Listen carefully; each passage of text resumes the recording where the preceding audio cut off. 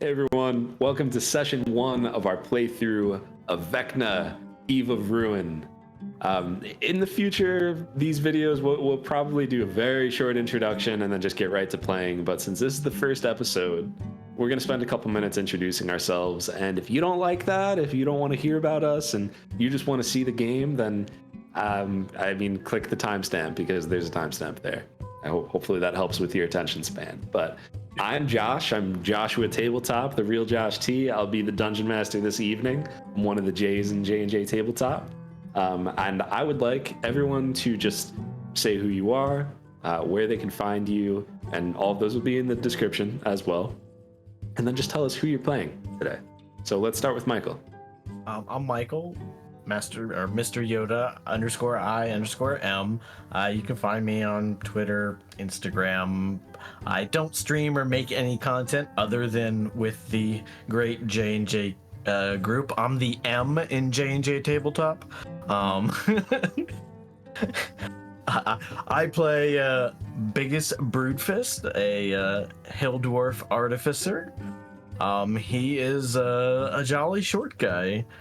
He loves life. He's a bit neat. He actually keeps his beard trimmed a bit tight for a dwarf, but mainly just because he doesn't like to be messy. Lee. Yeah, hi, I'm Lee. Thank you. My name is Lee. I'm this crits. I am the table in J&J Tabletop. And I'll be playing Aradel Brightmaw. He's a young Kalashtar man who's going to be a dual-wielding fighter with his twin long swords and some fun magic items. We're gonna have a good time.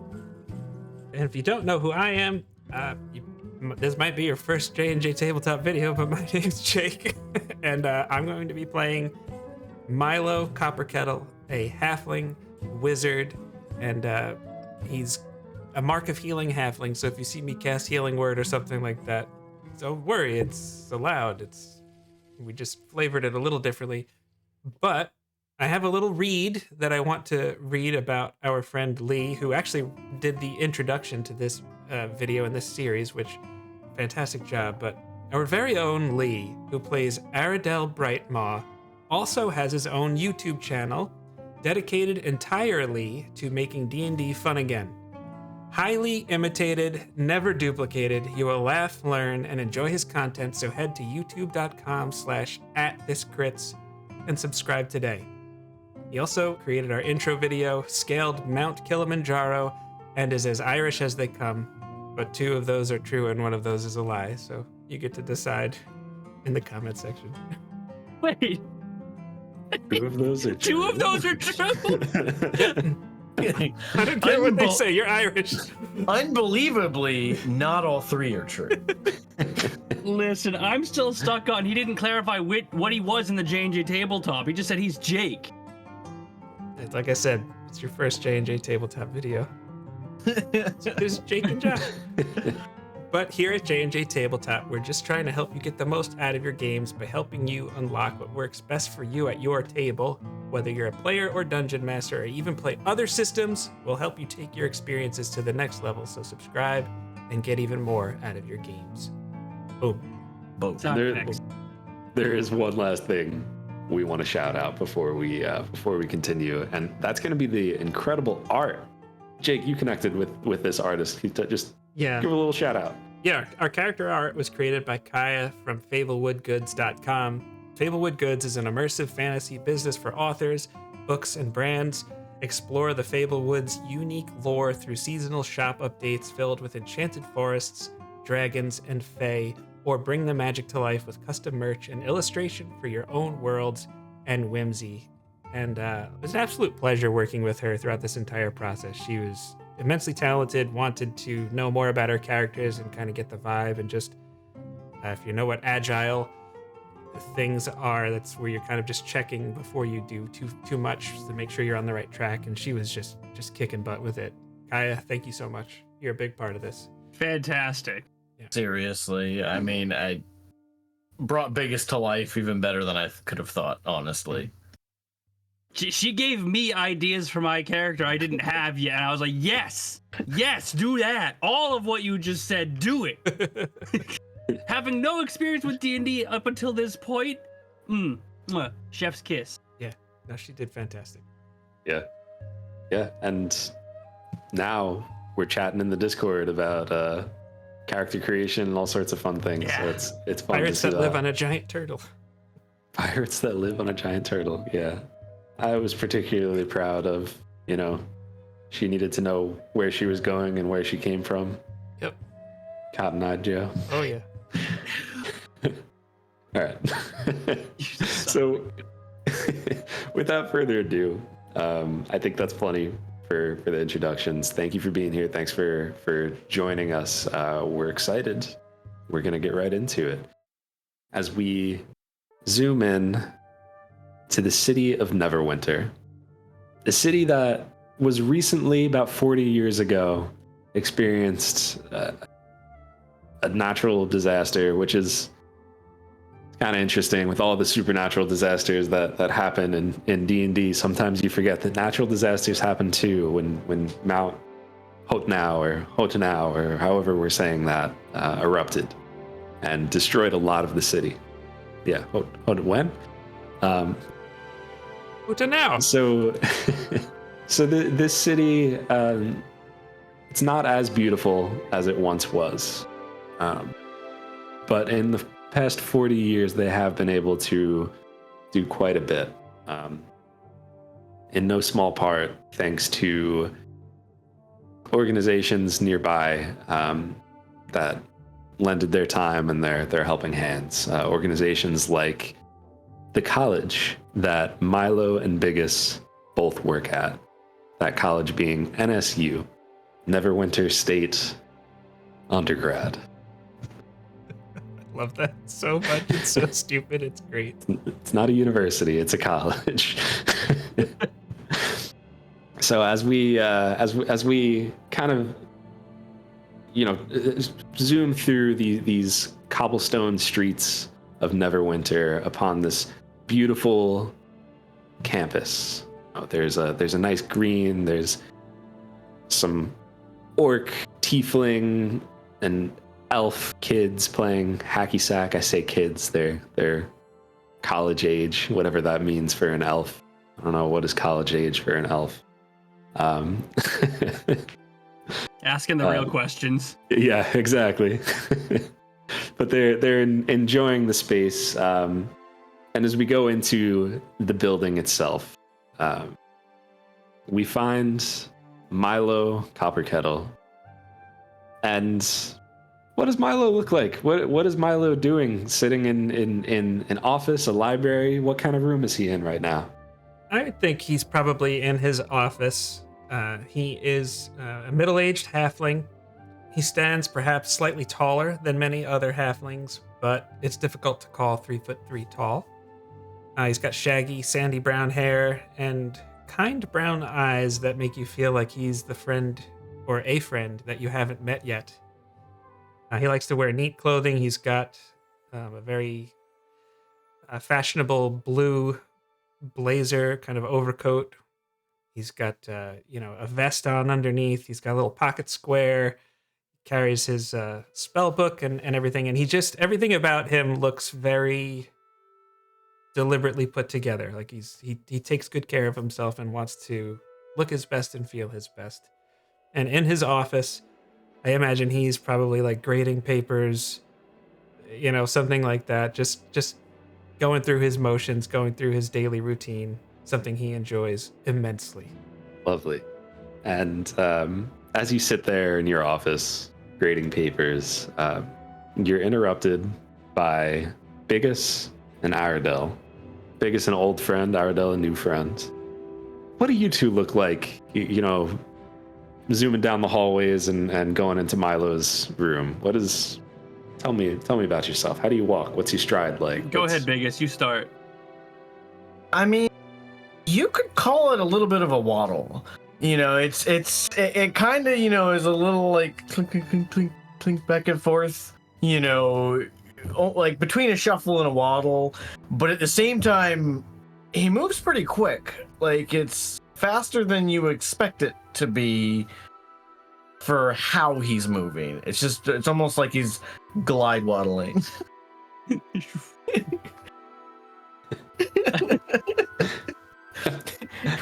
How about you, Aradel? I would say everything about Aradel looks purposeful.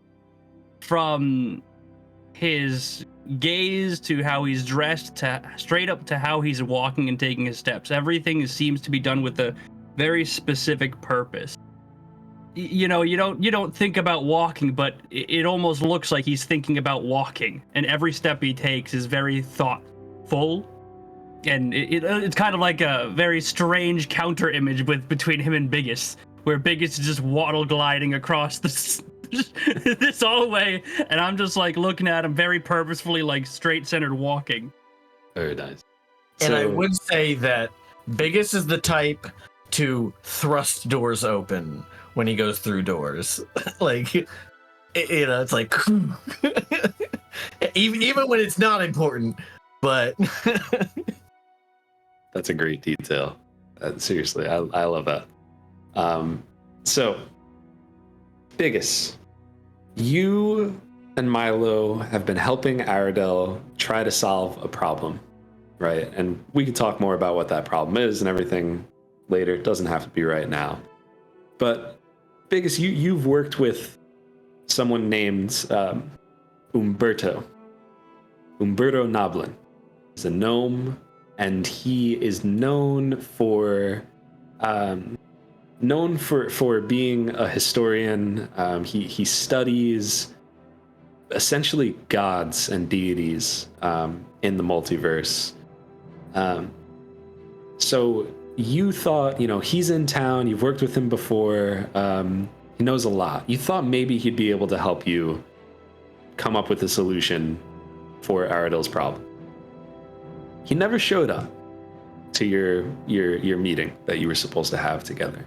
So with that in mind, as the two of you step into Milo's office, feel free, take a few moments to roleplay if you want to talk about that in character, if you would.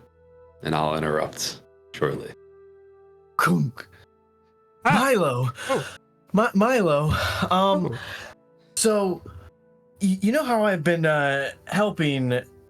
I'm sorry, I'm terrible with names. Aradel. I've been helping Aradel. Well, I was going to be meeting Umberto, and he never showed up.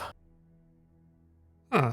And he's not one to be late or to just disappear without saying anything. Have you heard anything? No, I haven't heard anything. It's nice to see you, Gus, and you, Mr. Brightmaw. Always a pleasure. Are you're concerned about Umberto? I mean, it's odd that he wouldn't show up. Like, he's never bailed on me before when he said he's going to be somewhere. Well, is there something you think you'd like to do? I'll help if I can. Where does he live? Does he normally stay at the college? He doesn't always stay at the college. A lot of the time, like he moves around a lot. So he'll get like a nice hotel in town.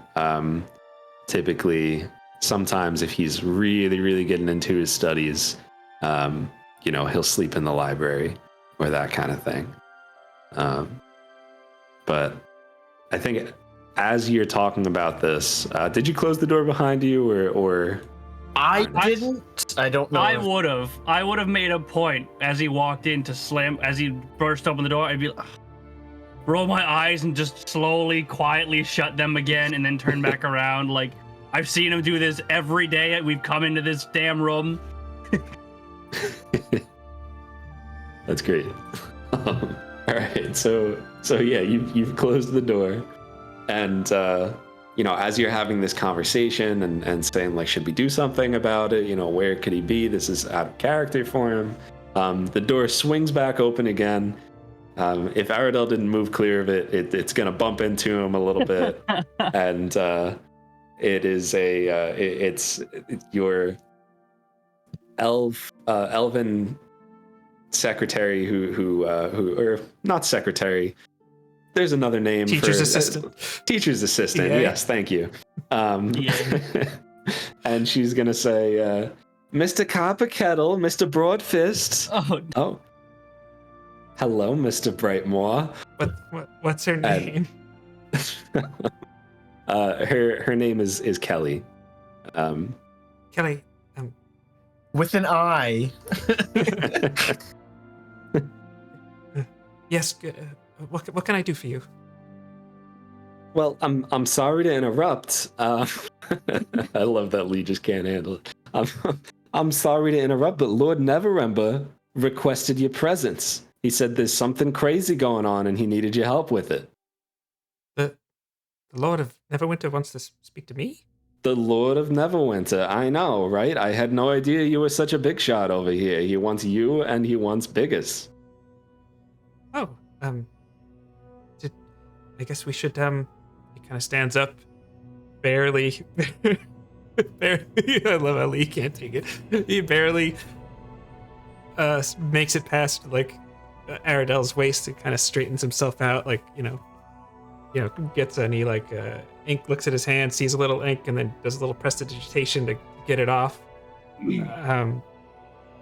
Right, I take it we are to, meet him at the keep. Yes. Exactly. And, he wants to see you at his villa. Okay. Yes. All right, fellas. After you. Well, I guess that settles that for the moment, anyway. But Kelly, you haven't heard from Umberto, have you?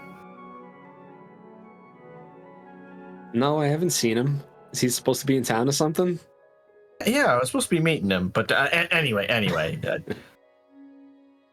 As Milo tries to usher everyone out of the office, and assuming you guys don't resist, he goes over to Kelly and gestures for her to come down to his level. Excuse me. I know we've talked about this before, but it really is Dr. Copperkettle and Dr. Broodfist. We didn't go to 8 years of arcane instruction school to be called Mr. I don't want you to feel bad about that, but that's just the proper etiquette. All right? Whatever you say, Milo. Okay. And he just walks away then at that point.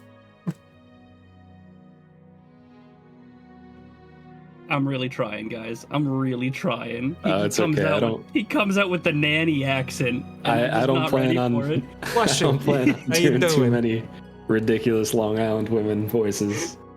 Oh man. So you would know that it's not going to take you like too long, maybe like half an hour to walk there, something along those lines. Unless there's anything. Well, is there anything that you would want to talk about and mention as you walk through these city streets, as you walk out of the college, or anything along those lines? Or should I just get right into describing the city? I don't have anything on my mind.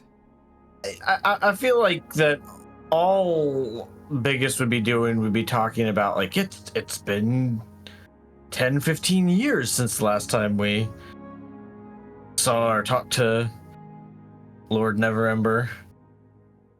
This is odd, out of the blue. I guess as we're going, I would because I would assume I would know who they were, but I wouldn't necessarily know anything about them aside from their position, right? So as we're kind of just going through the city or walking on the way there, I just, so what is the proper etiquette? How should I handle this situation? How should I address them? Should I not address them? Should I not look at them? What is... Oh, have no fear. This is gonna be a great time. Well, yes, I mean, he's a pleasant enough fellow. But if you're concerned about the proper etiquette, it would be my lord or Lord Neverember. I probably wouldn't just broadcast that into his mind, like sometimes, perhaps. Sometimes that you have a tendency to do. He might not be prepared for that. But if you're interested, you could just follow my lead. I know the etiquette, and I'd be happy to. Yes. I will go ahead. wait until addressed. Oh, that's, sometimes I forget you don't speak. I'm just used to it at this point that, you might not want to talk to him till he talks to you. That might be a little off-putting. And you can always ask me if you're not sure. If I have a question, I will ask you in private. That sounds good to me. You'll do fine. You as well, Biggus. Biggus. Do you only speak telepathically? No, I speak. I speak verbally, but I can't speak telepathically, and that's what was natural to me when I initially came. So, okay. Yeah. Understood. All right. So, walking through the city of Neverwinter in the Forgotten Realms, it's a vivid and enchanting experience, especially for Aradel, but even for Milo and Biggus, right? There's a reason why you chose to make this place your home. There's plenty of cities in the Sword Coast and, in the actual Forgotten Realms. I don't know, I'm sure there's places there too, but there's at least 3 cities that we know of in the Remembered Realms.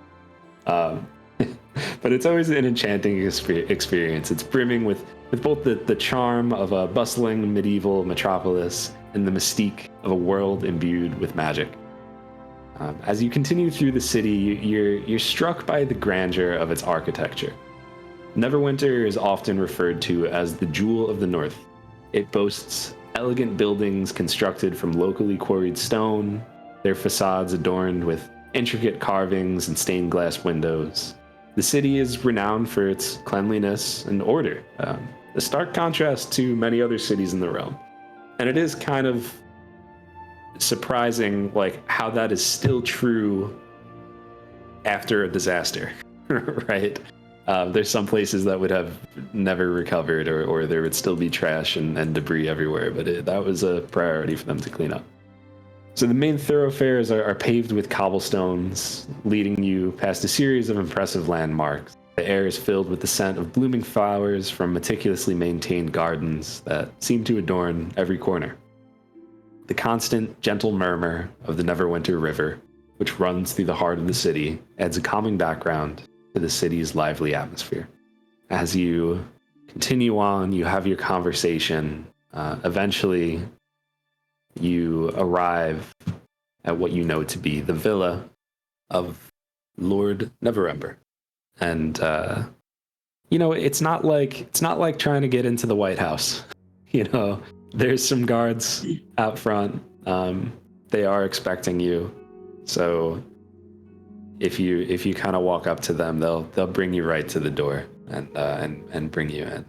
So as you walk and waddle up to the door and enter into the villa, you're greeted with, it's not like this massive, insane, extravagant place, but it is nice. It's well maintained, the same way the whole rest of the city is. There's this beautiful marble that kind of goes throughout an open space, a spiral staircase, kind of right in the middle of this foyer. And as you walk in, the guard just tells you, "Wait here. Lord will be with you shortly." Yes. Very well, thank you. As you stand there, you're waiting and everything. Eventually, Lord Neverember comes down, and with him, there's a few people in priestly robes with him as well. Who,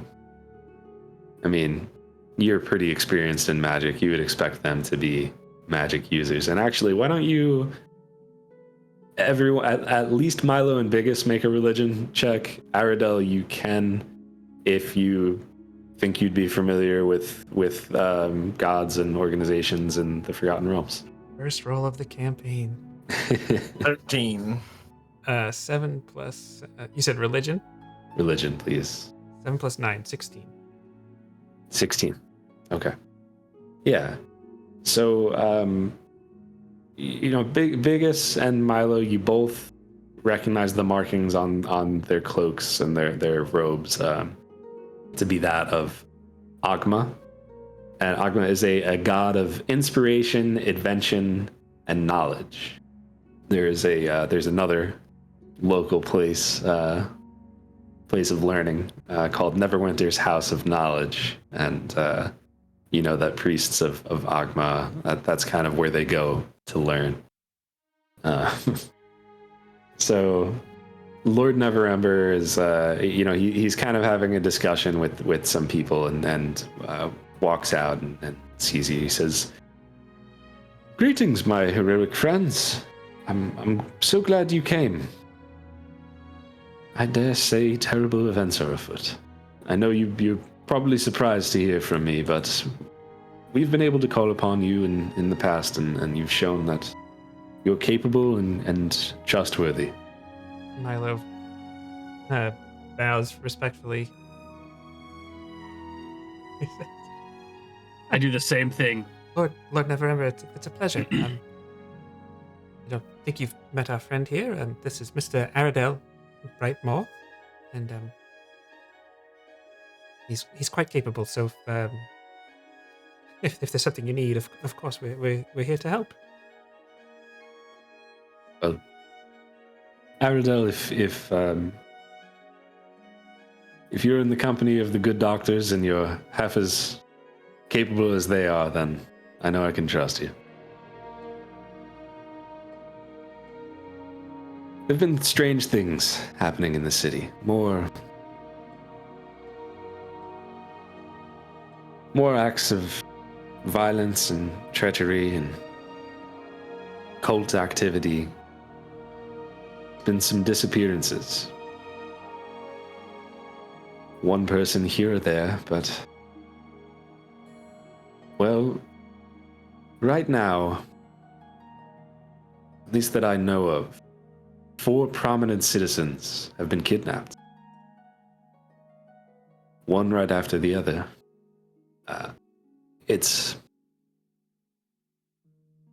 I can't say for sure that, well,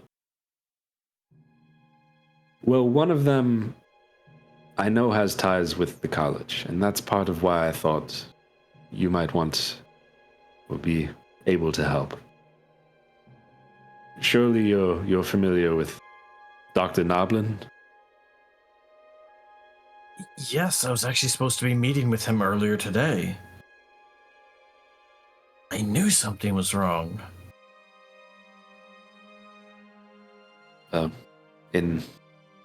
In the past week, Dr. Noblin, Sarcel Malinosh, Indrina Lamson Settle, and Eldon Keyword. Can you say those names again? Sorry. Yeah, I'll send them to you. Okay. They've all gone missing. All prominent citizens, well respected in their fields, gone within days of each other. Do we know all of them or Yeah. only Umberto? Roll a history check. That is a 24. Hell yeah. If I do know them, would I be able to put together anything common that they might have together? She's saying that they were experts of their field. Yeah, so I'll send you this and I'll tell you too, but Okay. it's written so you have it. Yeah, Eldon Keyword is a highly knowledgeable scholar who specializes in the Outer Planes. Indrina Lamson Settle is a human actor who is known for just being in Neverwinter's highest social circles. They are involved with the elite, we'll say.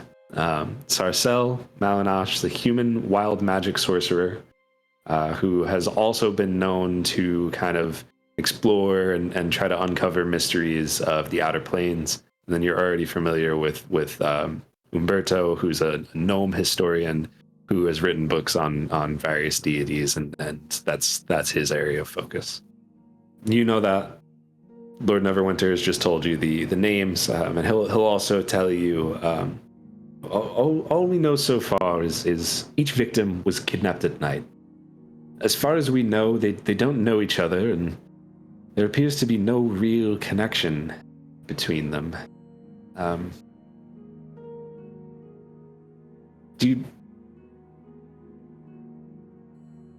I think we have a lead on where they might be. I don't think my guards alone. Well, to be honest, they're not adventurers. They do well, and I appreciate them, but I don't know that they're able to do this. We don't know what we're running into. Can you do this for me? And try to find these people. I think Milo instinctually just looks to Biggus. Definitely. You know, me and Bonkus will go wherever we need to go. Time to dust him off. Tell Bacchus? Bunkus. Bunkus. That's his mall's name. Biggest Very nice. bonkus. For those bonkus who couldn't around. put it together. yes. Super Smash. Oh no. So, Lord Neverember will chuckle and just say, "Thank you. You have my gratitude, and you will have more than that if you succeed. I'm sure you recognize the 3 priests of Ogma beside me. Brought them here, and they've used divinations to hope to find the victims. Well, what we've found so far is that there's some sort of mystical trail that they were able to pick up on. This trail seems to end in Neverdeath Graveyard at a mausoleum. It's called the Halix Mausoleum. Priests worry that their ability to see inside this mausoleum means that some sort of unknown entity or something is blocking their divinations. That's never a good sign. I agree. No, it is not. Especially it's such a... Things never go well at graveyards. Yes. But I understand that you live at the school? Neverwinter State, correct? I mean, me and Milo, we're professors there these days. I mean, he's been there for a while, but... Yes, well, this is my home. Well, if you can recover those 4 missing people, those 4 missing individuals, I'm prepared to gift each of you a home in the city, off the school grounds. Oh my. That is an honor. And you too, Aradel. Well, I could store all my books and my studies. That would be delightful. My lord, thank you. I'm just trying to process it. Aradel's just trying to process. Sure. Doesn't know how to respond to it aside from just like an awkward head nod, thank you. Yeah, that's fine. There's no judgment in Lord Neverember's reaction to that. You could tell he doesn't even pay it any mind. But yeah, I mean, do you have any questions before? I would say, is Is there anything of note that the priests were able to tell that before we go? I mean, with something like this, I do feel like haste is of the essence. One of the priests will kind of like Lord Neverember will kind of like look behind him, and one of the priests will kind of like nod his head and walk forward, and will just say, "All we were able to find really is what Lord Neverember told you. Our divination magic is being blocked by something. We are able to track the essence of those 4 individuals, Eldon, Indrina, Sarcel, and Umberto, through the Neverdeath Graveyard and into what looks like the Halix Mausoleum. Now, the Neverdeath Graveyard is it's like 2 sprawling connected cemeteries. There's the main graveyard and the Pauper's Graveyard. In this main graveyard, there are several mausoleums, and you'll be able to clearly read them. And we think that something inside the Halix Mausoleum is blocking us. Is there anyone of note stored there? Honestly, I don't know. I'm not a historian. I'm of age. What about the disappearances? What was the order of them and their disappearances? Who has been gone the longest? Well, Sarcel disappeared first, then Eldon, and Indrina, and just the night before last, Umberto. All right. If I may, what sort of cultish activity has been going on, and do you suspect any connection? And Josh, is this about our one-shot that we just did? Is this kind of... I don't know. Okay, all right. I don't know, like, if you said cultish activity, so I didn't, like, is that common knowledge for us, or is this new information for us? There's always rumors of things. I would say if you sought out that knowledge, you probably would be able to find it, but if you were more kind of like doing your thing, focusing on the studies, focusing on your job, you probably wouldn't know about it. Milo would just have been doing his thing. Okay. And I don't know exactly how to ask this question in the right way, but how strong would I suspect these priest mages are? Probably not as strong as you and Milo and Okay. Aradel. Like they've. I'm curious as to like what level of like strength that I would think could block them. Yeah. Well, I mean, the 3 of them together, it's like you would think that it would have to be. There's some strength there, if they're acting at the 3 of them as one, even if they're not as powerful with magic as you are, or as Milo is. It's 3 of them working together with their combined forces. It's probably something. It's uncommon, we'll say, or rare if we're talking about magic items. Was there an answer to the cultish question? I think if Milo didn't know, he definitely would have asked. Yeah, so Lord Neverember will just say to you, well, it's hard to say if anything like that is connected. There's always something happening in the city, any time you have a city and a large group of people, there are those brigands and lunatics, heretics, all sorts of people that you find, and they group together. We've broken up groups to many of the gods recently. It's hard to say if any of them are connected.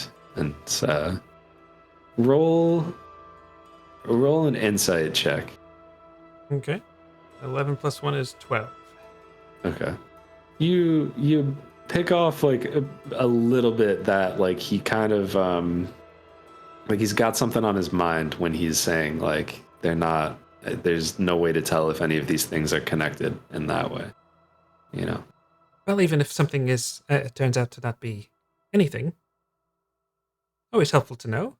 If I guess if something comes to mind, my lord, it could help recover these people.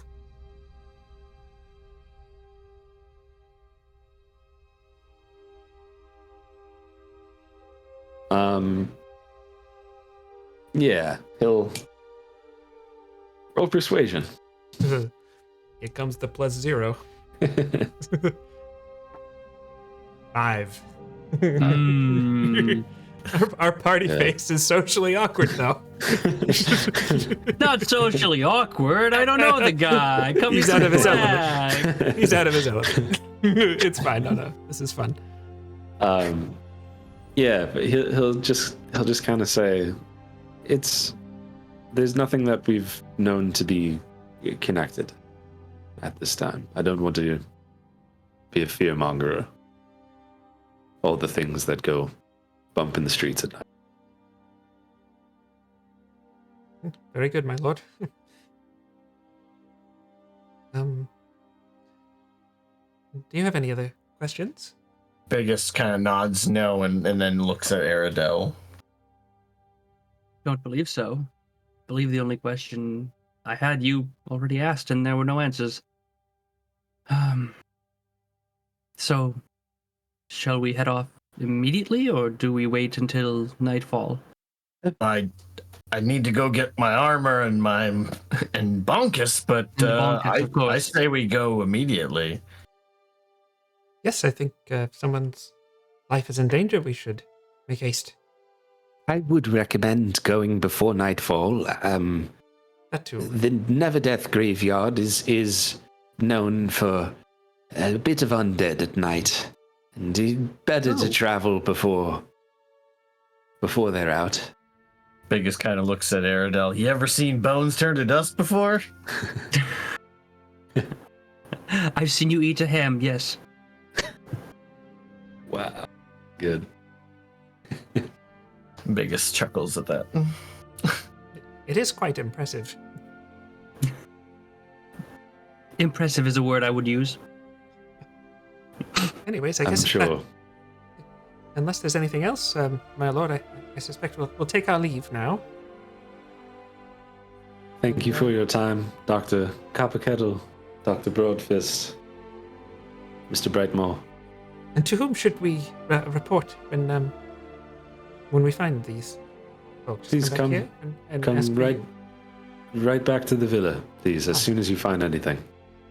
All right. He just gives a respectful bow. And he just kind of like walks back into the other room. And if you're paying attention, you see like when that door opens, there's like a big table in there, and there's other people who you know to be politicians and people with the city guard and you know, those from there's like a higher up in that organization of Agma that we were just talking about. You know, like he's got some sort of like council meeting happening.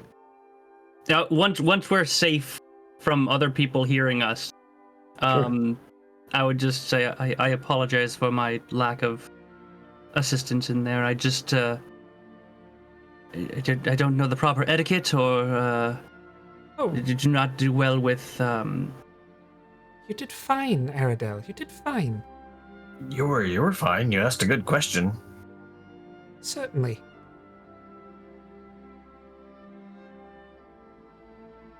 Certainly. I'm not responding. Okay. My personal favorite was Friendly from our last video. Jake said friendly, and then suddenly Spider-Man dropped down with Lee's face on it, and I almost spit my coffee out. Some friendlies right now, actually. We have fun. Yes, we do.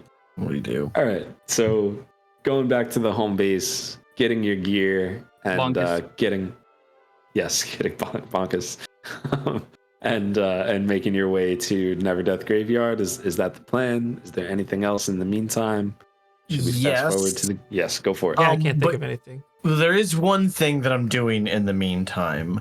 So after I come out of my room and I'm starting to walk, I'm fully dressed and whatnot, and I'm kind of meeting back up with the group, and I'm like, oh, I almost forgot, and I take out an amethyst out of my pocket, and I say a few words, infuse it, set it on the ground, and all of a sudden you see it just form into a tiny little suit of armor. It's about 8 to 10 inches tall and looks almost like Biggus, except for the fact that it's just a suit of armor, and it's my little homunculus servant, and it just follows me around. I can't wait to hear you describe all your little artificer tricks this campaign. My favorite, Big Gus and Little Gus. Yes. Little Gus Gusling. nods at you. The Gusling. The Gusling. Gusling. Yes. That's fantastic. I am officially changing his name. All right. So is there anything that needs to be called out, or are we making our way downtown? Walking fast. Point of order, I'll cast. I mean, I think I generally would do this early in the day, but I'll make sure I have mage armor on, which gets my little arcane ward going. Cool. Very nice. Any other housekeeping things? Nothing. No, I cast ready my sword. Except now that Biggus is in his armor, he doesn't waddle. It actually he's going straight forward, but it just seems like he's not floating, but it's definitely he is just moving with a little extra speed, a little umph to every step. Ka-chunk, ka-chunk, ka-chunk. I would say after we leave or get outside of whatever building we were in, Milo just says a command word, Guilare, and then a broom just comes over. I'm writing that down. Guilare. Oh, okay. I thought you said volare. Volare. Well, it's loosely based. Anyways, and he just hops on, and he just rides along with you guys. Just next to you. Just makes a putt-putt sound. Yeah.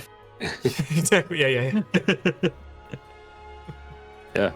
So you are able to get all your stuff together. You get your magic prepared. Biggus is scooting along. No more waddle for him. And you're able to make it to the Neverdeath Graveyard. And it's like early evening, late afternoon. Sun is still out. It is kind of like a damp and wet day. There's a little drizzling that's happening. Some mist hanging low on the ground. There's ancient tombstones and crypts all over. It just has an ethereal quality to this graveyard. As you're walking down the path, it's uneven. It's made there's weathered stones that are slick with the moisture now.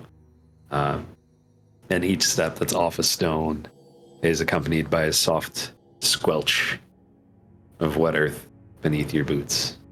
Like I said, it's a little wet and rainy, so the air is cool and clammy, and there's just a smell of moss and decay as you walk through. It doesn't take too long till you're able to happen upon a towering stone mausoleums. I mean, really, there's several of them in the Neverdeath Graveyard. They're clustered near a wall that separates the main graveyard from the Pauper's Graveyard to the west. The Halleck's Mausoleum is a squat, unassuming granite block in the shadow of larger monuments to the west and to the south. It has metal double doors that bear a rusty, broken chain and padlock that hangs off the door.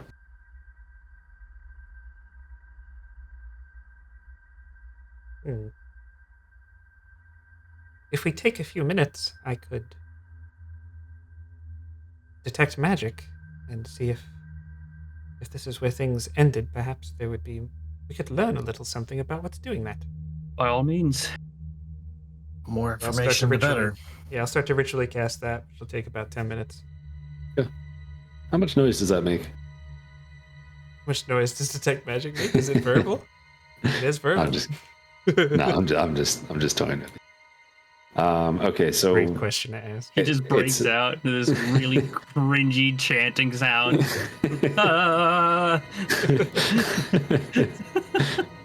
The somatic part's like a really weird dance. Like, This one's from Shakira Shamira.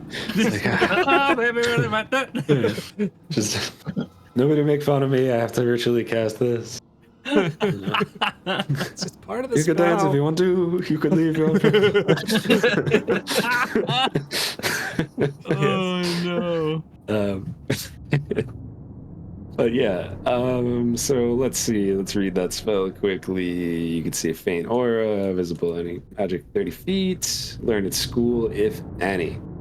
Yeah, I would say that you actually notice a divination flavored magic, and there's like a path that goes to the mausoleum, and you could like see it kind of behind you, like a trail, almost like if anyone's ever played Fable 2, if you mark a quest location, there's a little gold trail in front of you. That's kind of what it looks like. But it is stopped right around this door. Doesn't seem to go past it. That's the only magic that you're able to sense. I'll report that to you guys. Right. Well, believe if this is where the trail is going, we should continue on. Yes, I agree. Now, forgive me, I don't believe we've done this before, but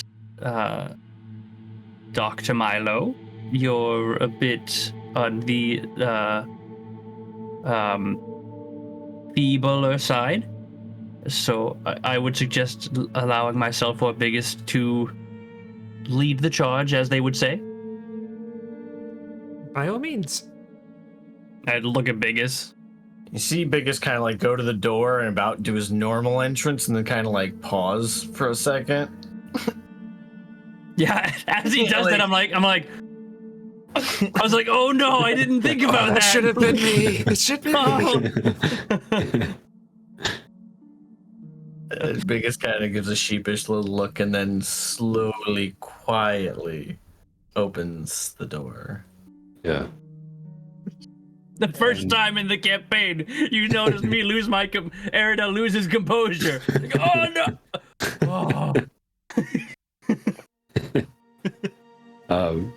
So you notice that it didn't take much effort for the door to be quiet. You'd think this is like a really old door.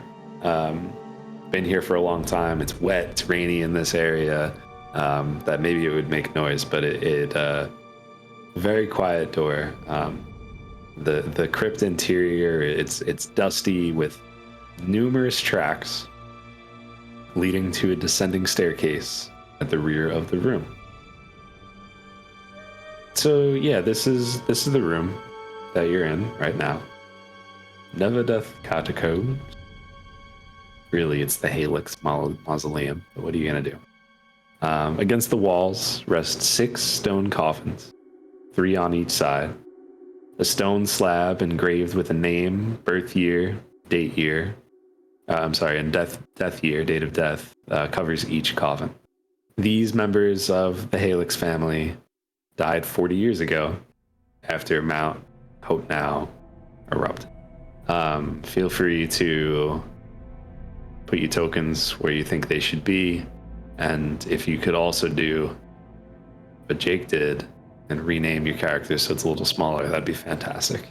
I think Milo would just be taking things in, seeing if he could recognize the family. Yeah, and that was my mistake. I shouldn't have said that, how they died. So we will say that you recognized, That works. the family. You've been thinking about it since they told you Halix Mausoleum, Yeah. and you remember that you actually uncovered some of the remains of them when you were helping clear the debris and rebuild after the eruption. Yeah, I think Milo would just kind of say that without really, just like kind of mindlessly do it automatically. Like, I don't think he would keep that to himself at all. Sure. Yeah. Can I Yep, go ahead. Does it look like any of these have been disturbed? I would say make a either perception or investigation, whatever your poison is. Probably investigation, but Yeah, we're gonna. I mean, it's a 26. 26.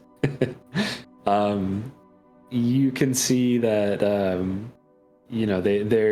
they look like they haven't been messed with too much until you get to the one on the far end of the room, and that actually looks like it was taken off and hastily thrown back on.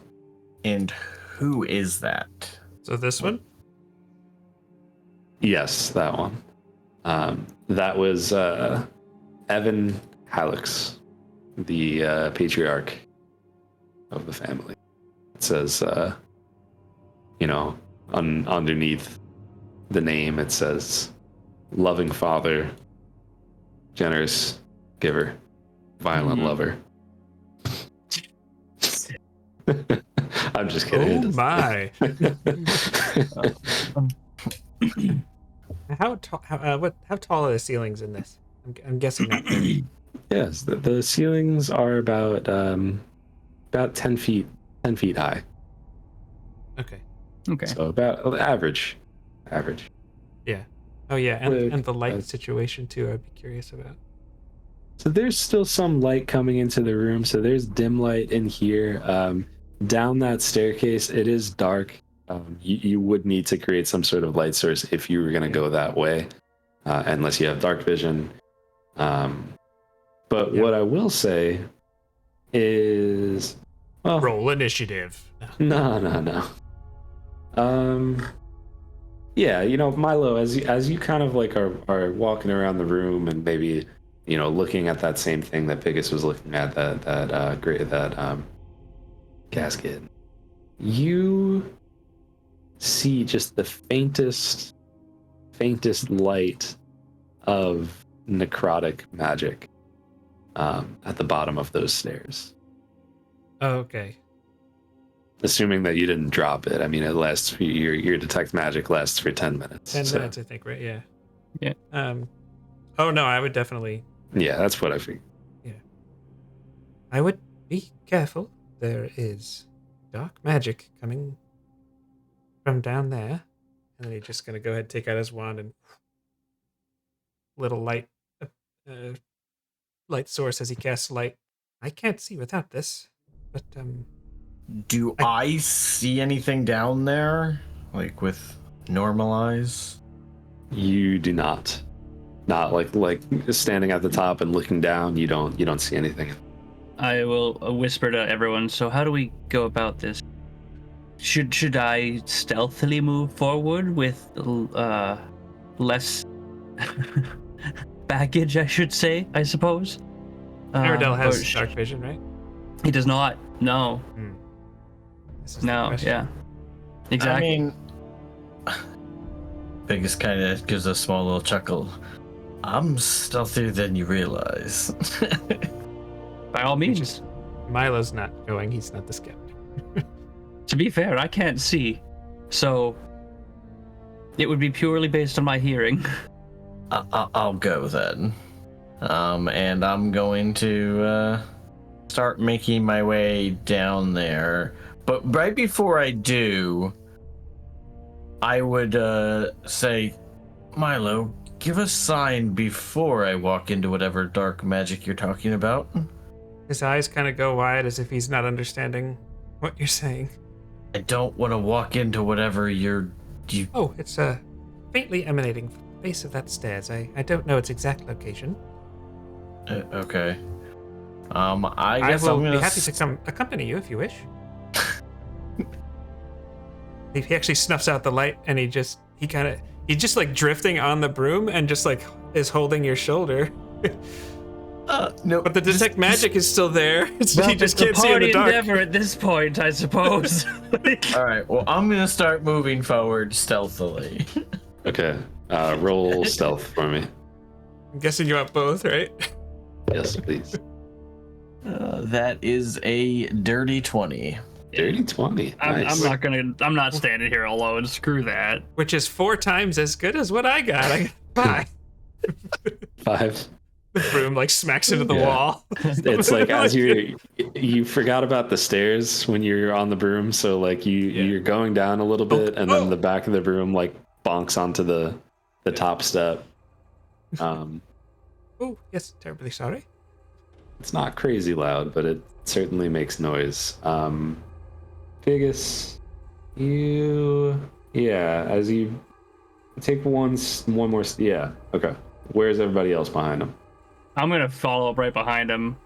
Yeah, I rolled a I'm 13 literally if holding that onto his matters. shoulder, so Alright. just drifting. So, what I would like you all to do is roll initiative. Yeah. Okay. As you see, as you go into this room, there are at least 5 I don't like that. undead creatures. They're wearing like decrepit armor. They have like old white dried out hair and these glowing eyes, and some of them still have a little bit of nasty skin, decrepit, still on the bone. Some of them are just skulls, and and it looks like they're guarding this room, and they see you coming down the stairs. So, yeah, initiative, please. I found the source of the magic. Well, I rolled a nat 20 for a 22. Yeah. I rolled an 8. All right, I got a 14. I love having advantage. Both my stealth and my initiative both have advantage, so my last 2 rolls have both been with advantage. That's fantastic. How the hell do you have advantage on stealth checks? Because of my infiltrator armor. Yeah. Oh, jeez. That's pretty cool. That is very cool. So that's why, even though I only have a +2, the advantage is nice. Yeah, that's pretty sweet. Yeah. And with that, Biggus, you go first. I am going to just move on up to this one right here, and I'm going to take a swing at him. Go for it. Kind of looks at you with this like. I am going to take a swing at him with Great Weapon Master active. Lovely. Yes. So, wish me luck. This is your first time with a Great Weapon Master character, isn't it? That is, and that is a 19 to hit. Yeah, that'll hit. Well done. Oh, your rolls are crazy. That is a good one. That is 26. Oh, what kind of bludgeoning damage? Okay. For a doubt. Bonkus. Is your weapon magical, by the way? I am infusing it, so Yes. I think that would turn it into a magical weapon. I think it does, and we'll roll with that for now, and if it doesn't, we will change that for next time. Yes, But- it says this magic weapon grants a +2 bonus to attack and damage rolls when made with it. Okay. All right. Yeah. So you hit it and just well into this thing, and you like smack it against the wall, and it's clearly like knocked off balance, and it's just and it is still standing, but Let's take attack number deuce. nice. with Great Weapon Master. Oh, does an 8 hit? An 8 does not hit, fortunately. Extra All attack right. makes it feel so much less punishing because you still get one. Yeah. Yeah, it's almost like you were ready to hit it again, but you knocked it so off balance that it kind of like didn't move out of the way on purpose, but you just pushed it so far off center that your second attack missed because of how strong your first attack was. I am going to use my bonus action to have my homunculus servant force strike. Yeah, tell me what that does, what it looks like. I mean, it's a ranged weapon attack, and it's just like pure force that just hits. And I mean, you just kind of like see the gauntlets of the, like, it actually kind of like, it's like it claps almost. It's just kind of like, and it sends a force shock wave that goes to try to hit whatever Lil Gus. is in front of it. Yeah. What is it? That's it. We already know an 8 doesn't hit, so Bummer. that's a miss. All right. Well, that's a good turn though. I'm excited. And I will end my turn here. All right, you got it. And with a 16 on initiative, the whites will go next. Starting with the one that attacked you, or that you attacked, rather, Michael. It is going to try to hit you with the sword. With disadvantage. With disadvantage, okay. So I have, Josh, I have the Cloak of Displacement, which until I'm hit on a turn, I have people attacking me have disadvantage. That's such a good cloak. Mm-hmm. Now, once I've been hit, then it resets on my next turn. Yeah. And your AC is 18? Yes. Yeah. He's strong. He's strong. So this is both of its attacks. I'll just do some of that rolling now just to get it out of the way because there's like 6 of these dudes. That's up to you. I don't know if we wanted to just take a full break or... Yeah, I guess we should do that too. I have my cup of water's been empty for like 40 minutes, so... Here at J&J Tabletop, we're trying to help you get the most out of your games by helping you unlock what works best for you at your table. Whether you're a player or dungeon master, or even play other systems, we'll help you take your experiences to the next level. Subscribe today and get even more out of your games. Our very own Lee, who plays Aradel Brightmaw, also created our intro video, Scaled Mount Kilimanjaro, and is as Irish as they come. He also has his YouTube channel dedicated entirely to making D&D fun again. Highly imitated, never duplicated. You will laugh, learn, and enjoy his content, so head to youtube.com/@thiscrits and subscribe today. Our character art was created by Kaya from FablewoodGoods.com. Fablewood Goods is an immersive fantasy business for authors, books, and brands. Explore the Fablewoods' unique lore through seasonal shop updates filled with enchanted forests, dragons, and fae, or bring the magic to life with custom merch and illustration for your own worlds and whimsies. Our graphic overlays were created by our very own Jake at TTRPGoverlay.com. TTRPGoverlay.com is the premier resource for quality D&D and TTRPG actual play graphic overlays. Our overlay packs, like this one, the Lich King, are designed to be simple and enhance your content, which in our opinion is you. Stop by today and check out what we've got, including some free examples. Remember, you and your content are special. Our products help everyone see that. We appreciate every kind of support that J&J Tabletop gets. Watching and sharing our videos will always be the primary way you can do that. However, if you enjoy our content, please consider joining our channel as a member. It's a direct way to let us know you believe in what we are doing, and it helps us improve our content. We will be adding to the list of perks we offer as we get ideas, so check back regularly to see what's new. Don't forget to smash that like button. All right, so we just took a quick break, and we are back to the swing of things. We had W2 on the top right. That white took a couple shots at Biggus, missed. Now these two on the bottom gonna come up a little bit. Longbows in hand, and That's a yikes.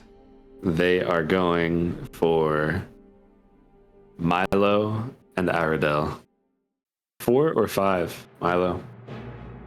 4, of course. 4? I mean, obviously. Okay. Does a 19 hit?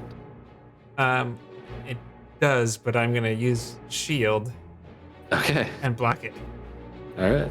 Yeah, you got it. So yeah, if you're able to block a 19 with shield, then surely you're able to block a 12 with shield as well. Yep. So both of these, the arrows kind of just hit this magical ward. What does your shield look like? I think it almost looks like when he kind of moves his wand out there, there's just like this silvery light that just kind of just flashes, and it almost makes his wand feel like it's a sword that can bat it away in a way, like it just, and it's not like a massive bubble, but it's just like that one little area of it seems to form. Nice. Yeah, and you see that like both of these arrows just shatter on impact with it. There's wood splinters on the ground or on the stairs in front of you. Although I will say, those arrows are just kind of like coming out of the dark. You can see Biggus at the bottom of the stairs, but that's pretty much all you see in this pitch black room.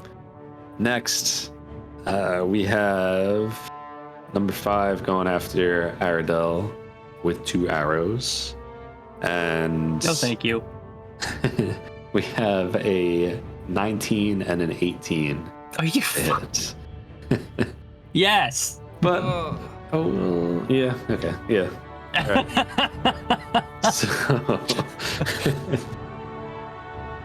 So it's not too crazy. Why do you try to kill? Why me? Why am I always the one dying? Oh boy. It was totally random. Like memories of another. I'm getting flashbacks. Underground Ah. area. Oh boy, I forgot. Almost about like that. a blur. Oh. You're gonna take, with the 2 arrows, you're gonna take 15 points of piercing damage, Aradel. Okay. And these whites start to surround Biggus. And with your displacer cloak, none of them hit. So that will end the turn for our undead monsters. That brings us to Milo.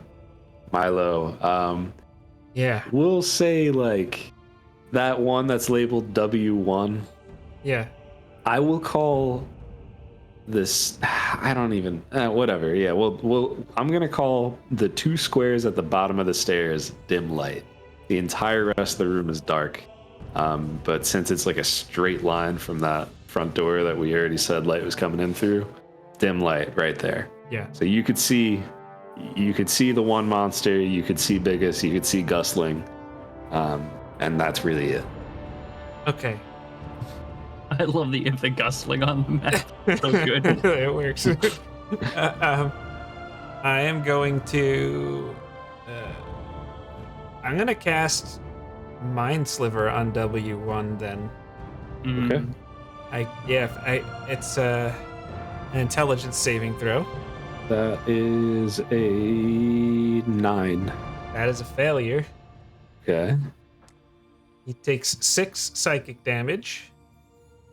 And then the next saving throw he takes before the end of my next turn takes a D4 penalty. But I'll remember that. Great. Sure. If it comes into play. Okay, perfect. So 6 psychic damage, and the next save is at disadvantage. Well It done. gets a D4 penalty to it. D4 penalty. Yes. Yeah. I'm gonna I think just drift back a couple of spaces to give Aradel a little space to do whatever he's got to do. Okay, so I can still see Biggus and the Gustling, right? Yeah, you could still see Biggus in the Gustling. I would say you can't. You'd have to move to see that white that you just attacked again. But, Okay. For now, I think that's okay. Milo's gonna end his turn there. Okay. And that brings us to Aradel. Aradel, same is true for what I just said to Milo. You have dim light for those bottom two squares at the bottom of the stairs. So you could see that one white, you could see Biggus and Gusling. Everything else in the room is dark. Can you just clarify for me what square everyone is in? They're kind of between multiple squares. So I'm gonna go ahead down the stairs, do I have room to try to jump over this guy and land over here? You can try. I love it. There's a strong chance that, like, if you don't get it right, you're gonna hit your head on the ceiling when you jump, because you'd have to jump like from the stairs into the room. I kind of want to do it anyways. Sure. Yeah. I know somebody who did something similar and cracked their head open, and I mean, it's all right. We'll see how it goes. I got shot by 2 arrows. I'm not thinking straight. I got a little bit of anger issues. You got I get shot so just roll, here. I'm like, roll in acrobatics. My eyes glow a little bit more intensely, and actually, acrobatics? It's a 12. Yeah, 12 is fine. Okay. 12 is fine. That's exactly what I was thinking you would need. Not a huge feat of acrobatics. You're not doing backflips or anything. It just required a little bit of precision. So, yeah, you're able to hop right over that into that, and you're in the dark now. So, but I have blind fighting. I can blind sight fight because Very nice. Yeah. So, I'm gonna use my bonus action to put my hex on this. Okay. And then I'm gonna make my attacks against him. Is it Hex or Hunter's Mark? Hunter's Mark, sorry. Yeah, Hunter's Mark. Yeah. Yeah, sorry. It's Hunter's Mark. Yeah, so you just see like the little bit of like glowing aura from the eye just kind of like flares up a little bit and just shoots directly towards the white in front of me and almost like illuminates it just ever so slightly enough for me to no one else would notice it but myself. But I will make my attacks. That is my first attack is a 27. That hits. And my second attack is not a 27, but a 10. 10 does not hit. Okay, so first attack is gonna that is 15 points of damage from my first hit. And then that's my turn. Yeah, so you hit this thing for 15 points of damage as you kind of slash, it. And is there like lightning coming off of you or anything like that at all? Not yet. No? Okay. I didn't turn them on yet. All right, understood. So it's a one-time-a-day thing. I'm saving it. Okay. So there's out of the darkness, there's a slash and a spray of like a blackish with a little bit of green, oozy, thick blood that splatters on the staircase behind that creature. But it is still up. And if that is your turn, it brings us back to the top of the round with Biggus. So I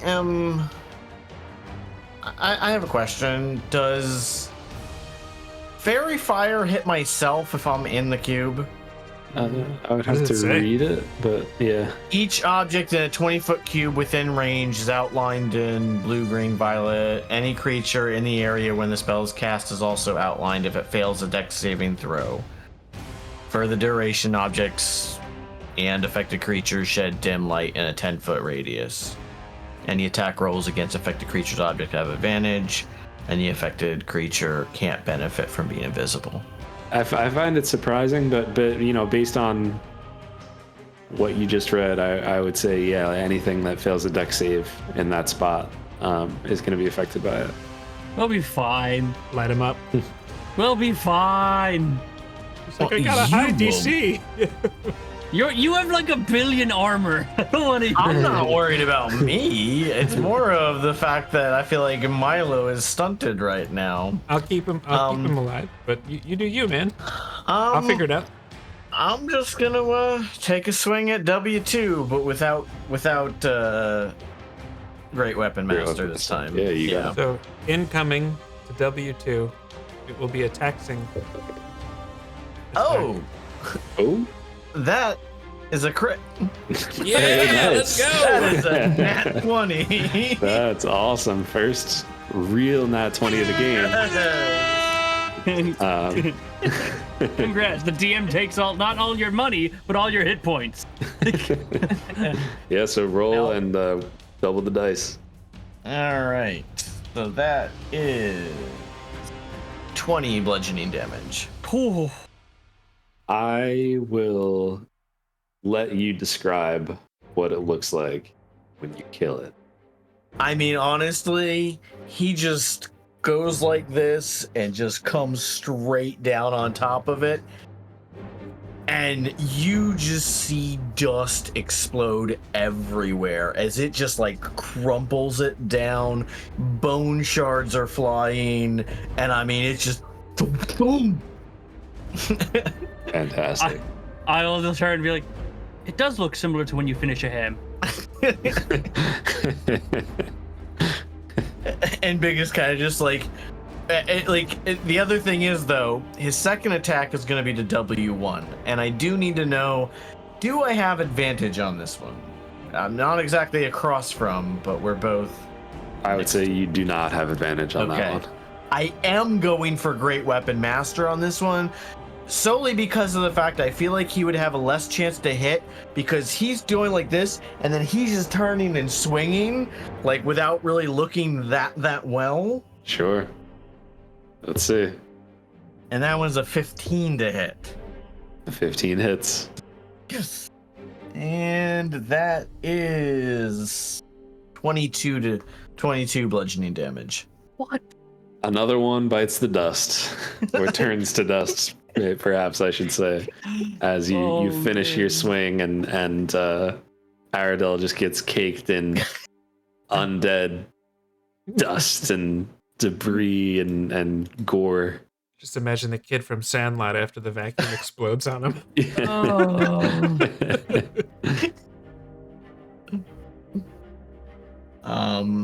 And I'm going to end my turn there. All right. Well, no, can I still do something? Okay. Yes. Yeah. No, you may not. I don't know how to go back to be okay. Now I can move stuff. You have to click on, I think, like token. Yeah, I was like, I didn't know how to do it. All right, I move there. Okay. Yeah, you got it. Lovely. That will bring us to the monsters. Very not lovely. Ugh. Why is it very not lovely? Because he splattered ghoul juice on me. I take it back. I forgot something else. Damn it, Biggus! When I reduce a creature's hit points to 0, or when I score a critical hit, I can use Great Weapon Master to do a bonus action, another weapon attack. Yes, you can. Very nice. Yeah. So you got one more, and you have advantage on it. Point out that this one is with Great Weapon Master. Okay. That is a 16 to hit. 16 hits. Jesus. 24 bludgeoning damage. Yeah. What freaking weapon do you have? It's Great Weapon Master. That's all it is. It's just Great Weapon Master. Well, I mean, I have a +6, plus 2d6, plus the plus 10 from Great Weapon Master. We started with 18 before anything happens. 16. Well, the minimum you can roll is 2. Oh, you're right. You're right. And as Biggus, moves away and knocks out these two creatures, and Aradel's splattered with nastiness. Again, just out of nowhere, more dust and monster flesh lands on I'm all Aradel. about this. And does that end your turn now? Yes. Okay. Very nice. Well done. And let's see. The one that you just hit is gonna try to attack you. I know it has disadvantage. Let's see. That would have been a hit. However, with disadvantage, it's an 8. does have multi-attack, so let's try again. And that's a 14, also a miss, right? That is a miss. Okay. There is one more. Yeah, the one diagonal is also gonna go after Mr. Biggus. That's a 9 to hit. Mr. Biggus. Another 9 to hit. That's Professor Biggest to you. sorry. Doctor.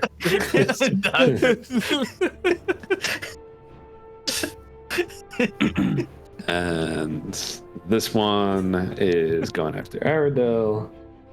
I don't. That's a 22 to hit. Yeah. Of course he hits, Lee. Yeah, of course. This is Yeah. fantastic. I just want to point out, your attacks would have hit Biggus too. Everyone that hit me would have hit Biggus, but you're only rolling them for me. No, I'm gonna. No, that's not cool. I'm going to use my defensive. Wait, it doesn't matter. Never mind. Can't do it. It's 22, right? It was it was a 22. Yeah, fuck it. Yeah, roll your damage. Okay. All right, so it is okay. All right, multi-attack, 2 hits, 22 and a 20. Wait, what was the second hit? The 22 and a 20? A dirty 20. No, I'm defensive. I'm riposting it. Defensive duelist. That second one misses. Okay, all There right, you go. you got it. Cool, that works. And Wish I could see you because I could help you right actually now. but I can't. only 3 damage. I'm in dim light. You can see me.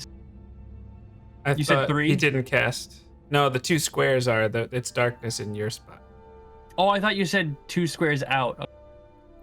Oh, that's a good question. Did you mean like the 2x2 or just those like literal I meant first those, like 2? those 2 blocks, like so the one that's I right gotcha. above Aradel and Oh, the so one that's just these right 2? above Yeah. W3. So I see nothing right now. Got it. Yeah, literally nothing. You just hear stuff. You see like guts fly I'm past. every very now and then. badly Providing- bruised. Providing moral support from up the staircase.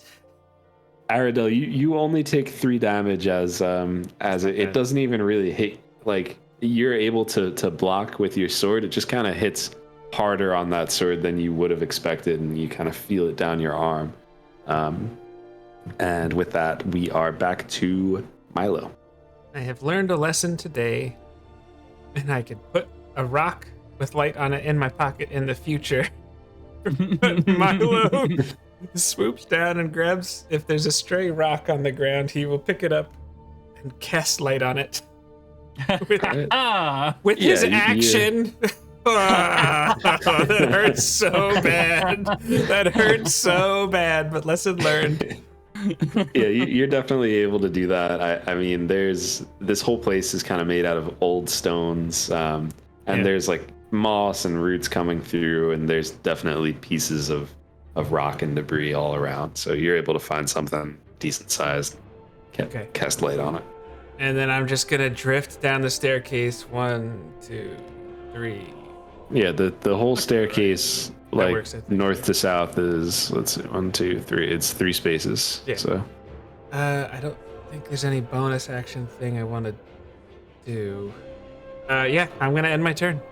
all right, Aradel, That sucked.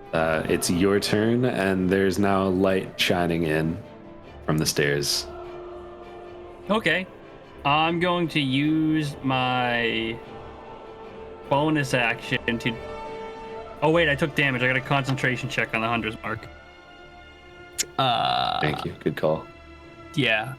Trust me, I was a DM of frickin'... No one ever remembered that. Yes. That is a... Yeah, that's good. It's a 17. I'm going to use my Hunter's Mark on W5. Yeah, you got it. But I'm going to take my first attack on W3. Is it with advantage, or is that how... Yes. Yeah, with Okay, advantage. so we're doing the classic flanking. That is a 20 lot. That- 20 lot. That hits. All right, so that's going to be 7 points of slashing damage. Is he still up? He's Okay, still we'll do up, the other one but again. now you're sending the gore and Icor Biggus' way. I'm gonna do There you another go. attack against the same one. That's a 23 for that one. That Same also thing. hits. That's only gonna be 5 points of damage for that one. Okay. Still up. And that's my turn. Yep. You're dual wielding? Yeah, I use my bonus action for my hunter's mark. What? I think didn't we say that you could, as part of the attack action, you could make your offhand attack? It Did was a we? 1D&D test rule. I don't know if we ironed it out. I don't remember what we decided on that. Okay. Well, make one more attack with your offhand. Okay. Yeah, baby. I'm not super familiar with the offhand rule, so Unless you have the That's fighting style and you have the feat. that's a 27. Yeah. Yeah. So then it's essentially just a regular attack. If you didn't have the fighting style and the feat, it'd be different. You wouldn't be adding a bonus to it, but Yeah, because I have the dual wielder feat, and then I have the 2-weapon fighting class feature. Good. So, and that's another 7 points of damage. all right. How would you like to do this? I'm as messily as possible for Biggus' sake. Yeah. So you kind of like you. I turn with all of my attack, boom, boom, boom, and just like flurry of blade, just like splattering viscera in Biggus' direction. Yeah, and I Specifically feel like missing the gusling, just Biggus. finishing it like you kind of slash down from hip to shoulder, like across the body, and it just sprays Biggus' armor. So just to clarify, Josh, in the future for the offhand attack, so I would get my normal attack with my extra attack, and then my offhand attack would be also a part of the. It's effectively treating it like an extra attack is what we're doing. I forget what the 1D&D test rule was. I want to say it was when you make an attack, when you take the attack action, as part of that action, you could make your offhand attack. Okay. That's what it was, yeah. Yeah, so I'm okay. I mean, So we it's could effectively use an that extra for attack. now, and if at any point it feels like this is crazy, then we'll talk about it. But I think it'll be okay. And you still have your movement. You already used your bonus action. Anything I'm else you want staying to do? right where I'm at. Yeah. You got it. And I need to delete that token. No, I don't. Yeah, Weird. I don't know why it's there. I Doesn't see it update too. very fast. Yeah. I notice when I'm not having it as the active window, it doesn't. Oh, It's okay. my bad. All right, that makes sense. No, it's we're learning. Yep. Okay, so that brings us back to Biggus. Biggus, you have light coming down the hallway. The one that you had just attacked, just Aradel slashed and killed. Looks like there's still 2 more in the room. Let's see here. I'm going to come down here to get flanking on this one. And I'm gonna take a swing with Great Weapon Master. Good. Not good. That's a 12. 12 misses, unfortunately. With advantage? Wow. I rolled a 4 and a 7. Now you see how it feels. I've been rolling 5s for you. I don't know how that feels. I'm gonna take my second swing. I rolled a 1 on your damage at least, Lee. That is a 19 to hit. 19 absolutely hits. Was that Great Weapon Master as well? Yes. Cool. That is a 23 bludgeoning damage. Well done. Yeah, it's and again, you're showering Aradel with Can you not? I feel like Biggus is just into it. like you wouldn't think a bludgeoning weapon would cause so much I don't know, so much spray. But Yeah. I don't know, there's something about these creatures where it's just flying off of them, and It's almost Aradel's like a magnet for it. It's almost like the DM's having a good time. And now I'm going to actually take my bonus action to take an attack with Gustling. Sure. See if he can pull it out this time. Do it, Gusling. Oh, that is a 19 to hit. Nice. Let's go, Gusling. Gusling, And the that king of pulling it out. that is 7 force 7. damage. 7 damage? Okay. Yes. Very nice. All right. Not bad for a bonus action coming out of nowhere. Nope. Can Gusling talk? I don't know. I'll get back to you on that one. Because I'm just imagining guzzle these nuts, bitch. Guzzling. That's great.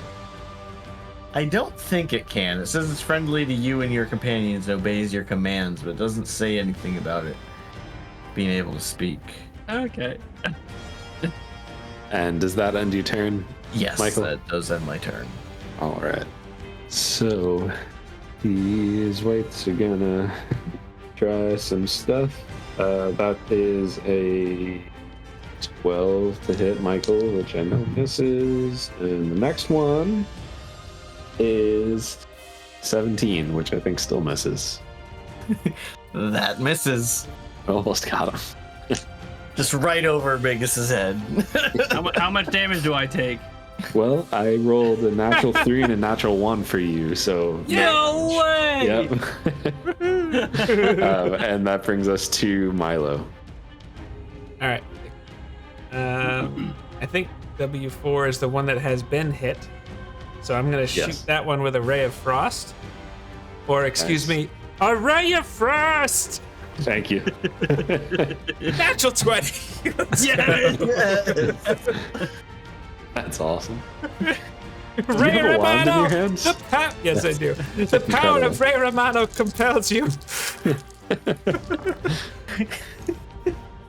Yeah, that's 20 cold damage. Yeah. Nice. What does it look like as you freeze this thing to death? You know. I feel like Biggus just smacked this thing with his bunkus, and just because Aradel's having a rough time, a Ray of Frost comes and freezes it in place before it can. That one particular can spray him. It just solidly collects and then falls onto the ground, kind of just falling into pieces. Lovely. Yes. That's great. And then I will drift down over to here, and then I'll just like toss the rock in the middle of the room so I'm not holding that and trying to hold on to the broom and using my wand. Sounds good. Yeah, and I'm good. All right. Aradel, one left right across from you. It's been marked. Just gonna go for it. Bada bing, bada boom, baby. That's 26. That's it. The next one, that's a 21. The next That's it. one, that's also 21. Yep. 3 hits. Okay, so that's first one's gonna deal. What's Don't the forget number? Add Hunter's Mark to all of those. Yeah. First Good one's marks. 11 damage. The second one is 13 damage. And the third one is 12 damage. Give you one more. How would you like to do this? I'm just gonna, after the last one and seeing the guy get one last spray of viscera on my face, and then Milo, Freya Frost, freezing the thing in front of me as it crumbles to the ground, I'll just let out a sigh of relief as I just turn around and just cut the body, like literally cut the torso, cut the body into 3 parts between the head, the torso, and the legs, and then it just kind of thumps to the ground. Yeah. And the thump is perfect because as the fighting comes to an end with that slash and thump, you realize how quiet it is down here, as the, kind of just echoes throughout this room. And as you have a moment to take the room in, there's stone stairs that descended from that Hallex mausoleum that you were just in. And you're now in some sort of subterranean chamber. There's stone coffins sitting on sturdy shelves. And you also see that part of that hall to the west looks like it has collapsed, creating an opening into another chamber. And these creatures that were in the room, it looks like almost like they were here guarding. Before we do anything, Aradel's just gonna take a moment to himself, just like after that kind of like frustration of just turning around, slicing this thing in half. Just take a moment to breathe, and I'll use second wind to heal myself for whatever I have. Very nice. Good to be a fighter. Almost full. So you said these are all coffins on shelves, kind of like sarcophagus? Kind of, Exactly. sarcophagus? Stone coffins on the shelves. Yeah. So we're just trying to study the room. I'm expecting to just see more family names and things like that, but especially while Aradel takes a quick moment. What exactly are you looking for? Just what's there. There's nothing, no real intent. Okay. Yeah, there's names. These look older, so it's kind of harder to read and more like scratched off. Looks like these have been moved around quite a bit. So it's hard to make out any details on them. And so you said this little thing to the left looks like it could be, or like it collapsed? Yeah, so that looks like it should have been just the wall, but it has now collapsed and kind of opens up into a room. Okay. Leads into a room. Does Gusling have some kind of like a pocket or storage space? I know that's probably not listed, but it's a Has question this that's ever important. happened to you? Yeah. You have a homunculus that doesn't have a storage space? Oh no, I've got a deal for you. You just bend him over. Wait a minute. Oh boy. Not my Gusling.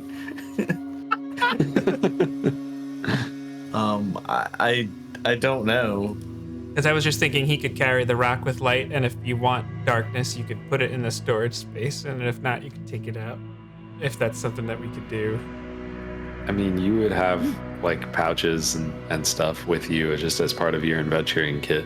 So I don't know if I don't know if Gusling has his own special carrying case. But, I was just thinking having the light up on the front line might be more important than the light Little back by me. briefcase. But if not, we can handle that later. But Milo will just pick up the rock and it's fine. I mean, Gusling could hold the rock.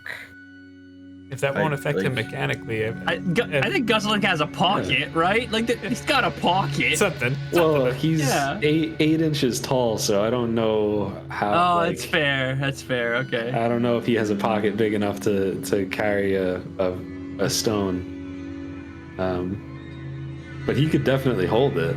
It's not like he's carrying any weapons. Like he has like a thunderclap that he uses. So he I think Milo just looks at Biggus and says, "You think it might be good for him to hold this, and maybe if you need my magic." Gusling, go take and hold that rock and follow me. And so Gusling, you see him just like, and he's like reaching up for it. Only it's the other way around. It's an odd feeling for Milo. Yeah, exactly. Sure. I kind of look at Aradel and go, "Is that what we look like to you?" Sort of, yes. And then I will start moving forward. And just real quick, as Milo kind of like looks around the room at these coffins, you notice that the one on the far wall that Biggus was just standing near on that right side, it's actually open. Inside, you see 4 wool cloaks, 2 big hats, and there is a potion bottle that has like a very nice, like, clear, written in common label, potion of invisibility. Ooh. Any if my detect magic is still up, I don't know if it's been 10 minutes. Yeah, I'd say it's still up. Yeah. Anything on the cloaks or the hat? No. All right. He picks up the potion and just says, This will turn you invisible. Come in very handy. I think, as much as I might enjoy that, I think it might be better served with you, or one of you. Aradel, I think you actually should take that. I'll hold on to it, sure. Okay. Yeah. I'll just take it from Milo and say, shall we carry on? And I guess I'll just move up with Biggus. Stealthily, of course. Yes, I would try to be quiet, even though I do feel like it may be, I don't want to say useless at this point, considering all the noise that we just made and how quiet this is, but Yeah.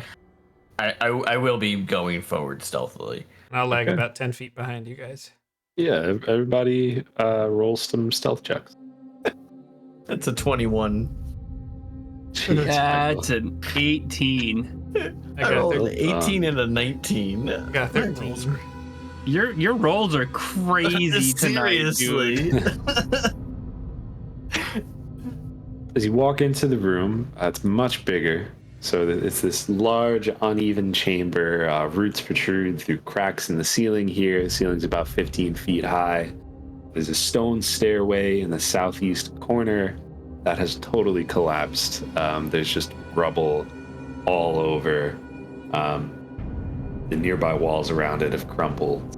You have 3 doors to the north wall. On the north wall, they're all shut. To the west, there is a staircase that leads to a small balcony that overlooks the room from 5 feet above.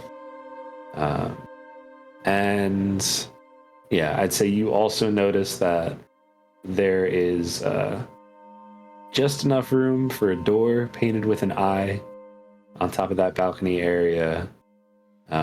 And the middle door to the north has a fresh padlock on it. Can I go inspect the doors? Yeah.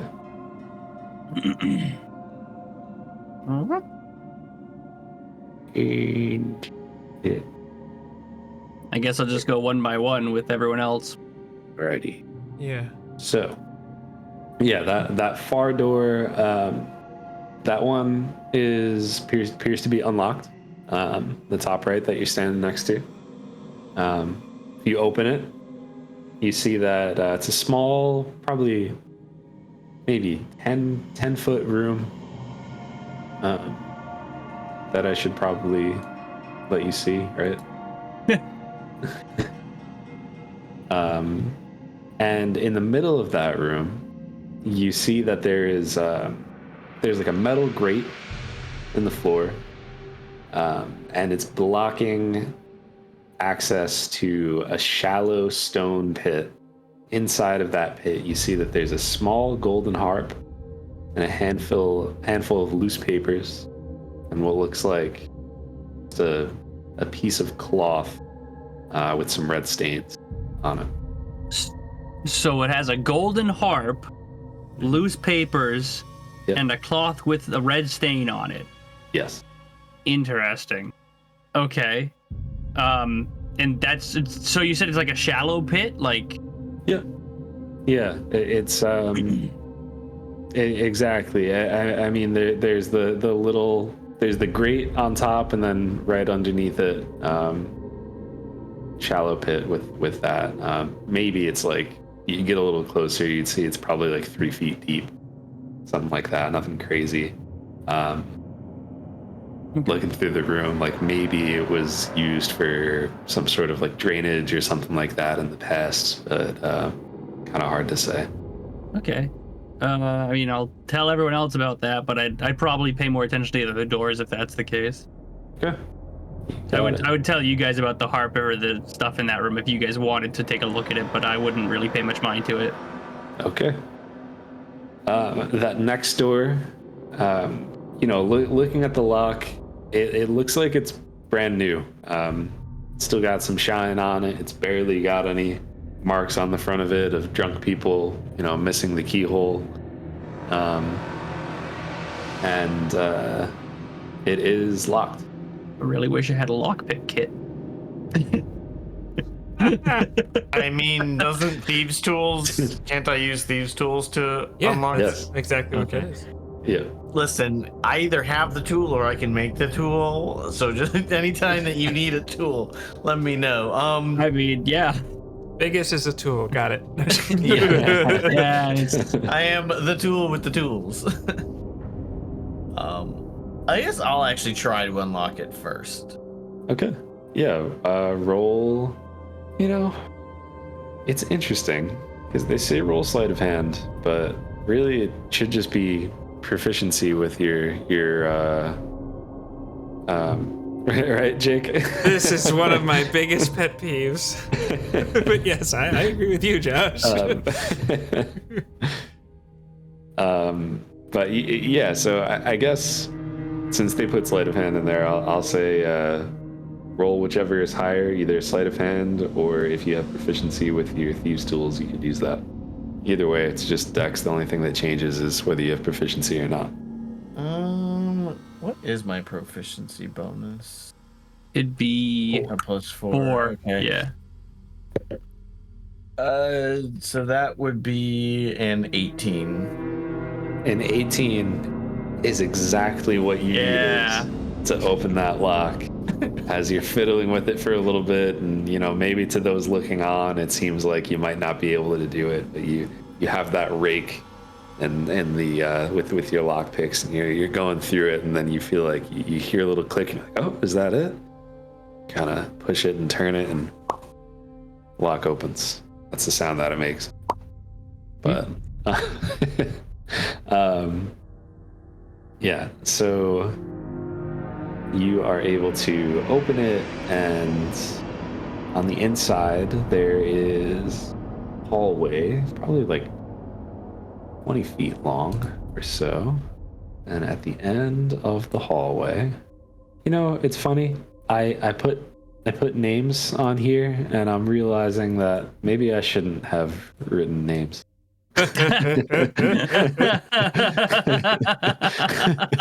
is fair. It's the little things you learn when you're using new tools. No. But you know what? Biggus did know all of these people. Whether you knew them or knew of them, you know what they look like, and you know this person to be Sarcelle Malinosh. It's a human woman with kind of sorcerer's robes on. She looks like she's been through a lot, and she is kind of like wrapped up in some blankets. The poof of wild black hair sprouts from one end of the blankets, as how they described it, but you could just see that this is who it is sleeping. And unless you're quiet, she'll probably wake up. Sarcelle? Is that you? As I'm like walking in. And you see, like, she opens her eyes, kind of like pulls back a little bit as if to, like, you know, to try to be defensive, and then realizes, like, what? Dr. Broodfist? Lord Neverember sent us. Well, you're a sight for sore eyes. I thought I was gonna die down here. Are you okay? I'll be all right. I mean, I'm a little. I'd like to say I've been through worse, but as luck would have it, before I got down here, I was stuck in some sort of event on one of my many trips through the plains, and I seem to have lost my casting. So I couldn't even defend myself when these monsters came for me. You lost your casting? It will come back in time. It's just, you know, things get all sorts of weird when you're uncovering the mysteries of the multiverse. That's one area I can't say I have much experience. I'll take your word for it. No, your experience is uncovering ancient relics from old resting places, right? Yes. She kind of like bows, like, that's me.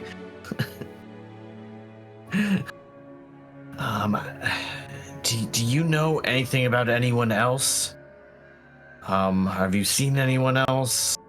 There were 3 others that were taken around the same time that you were. I haven't seen anyone else. No, it's just, I mean, I've seen other cultists. They all wore robes, and some of them had a tattoo with a hand and an eye. Is there anything else that you can that you can think of that might be important? We're gonna keep going further in to see what we can find. Well, I haven't seen much of anything, but I had this.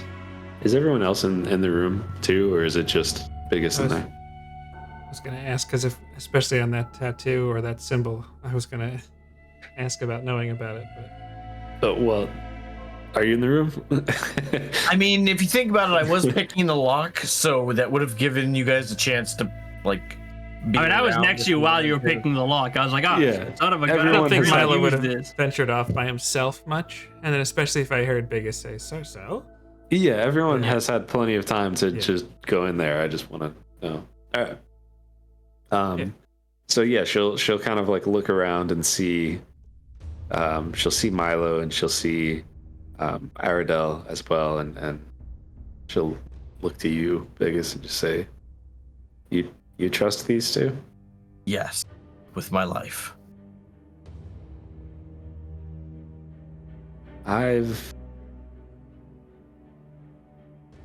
In my explorations, I had a psychic, just a vision of a glimpse of a dreadful future. I saw a desiccated figure of a man levitating off the ground, gathering evil energy around him in glowing wisps. This desiccated man, he then screamed and energy exploded and something terrible happened. It was terrifying. I just have to feel that this is connected. I mean, that can't just happen and then suddenly I get whisked away. No, I mean, too many strange things going on right now. Well, I don't know how I'm gonna get through a graveyard full of undead without my casting. Can you get me out of here? Of course, I'd be happy to escort you. Were you just left here? You're just left in a locked room with nothing? You weren't tied up? You were just thrown in a locked room? She was wrapped in like mummy stuff. No. Well, she just had like whatever cloths she was using as kind of blankets, but no, they just locked her up in there. They didn't see her as a threat without the magic.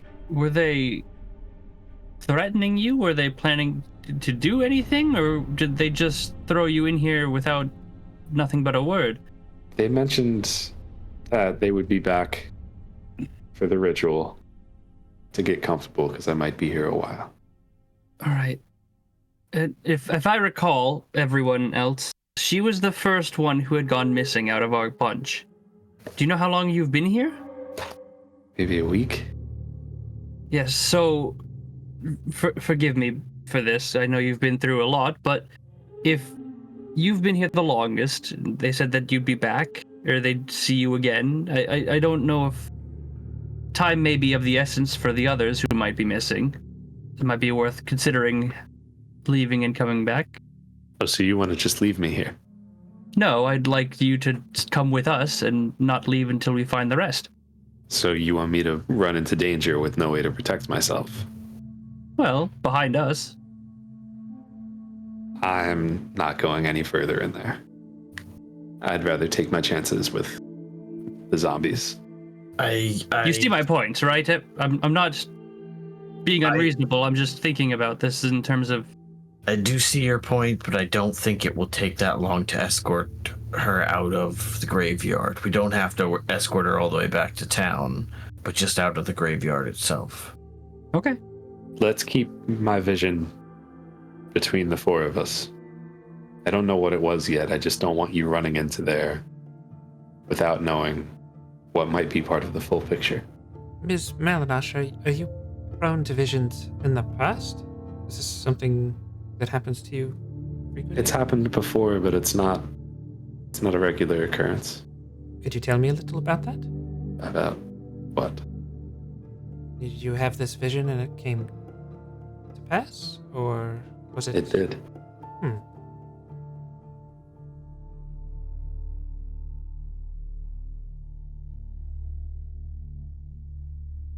Well, I do think that even if we are going to continue talking, we should get moving because, as Aradel did say, and is fact, time is of the essence.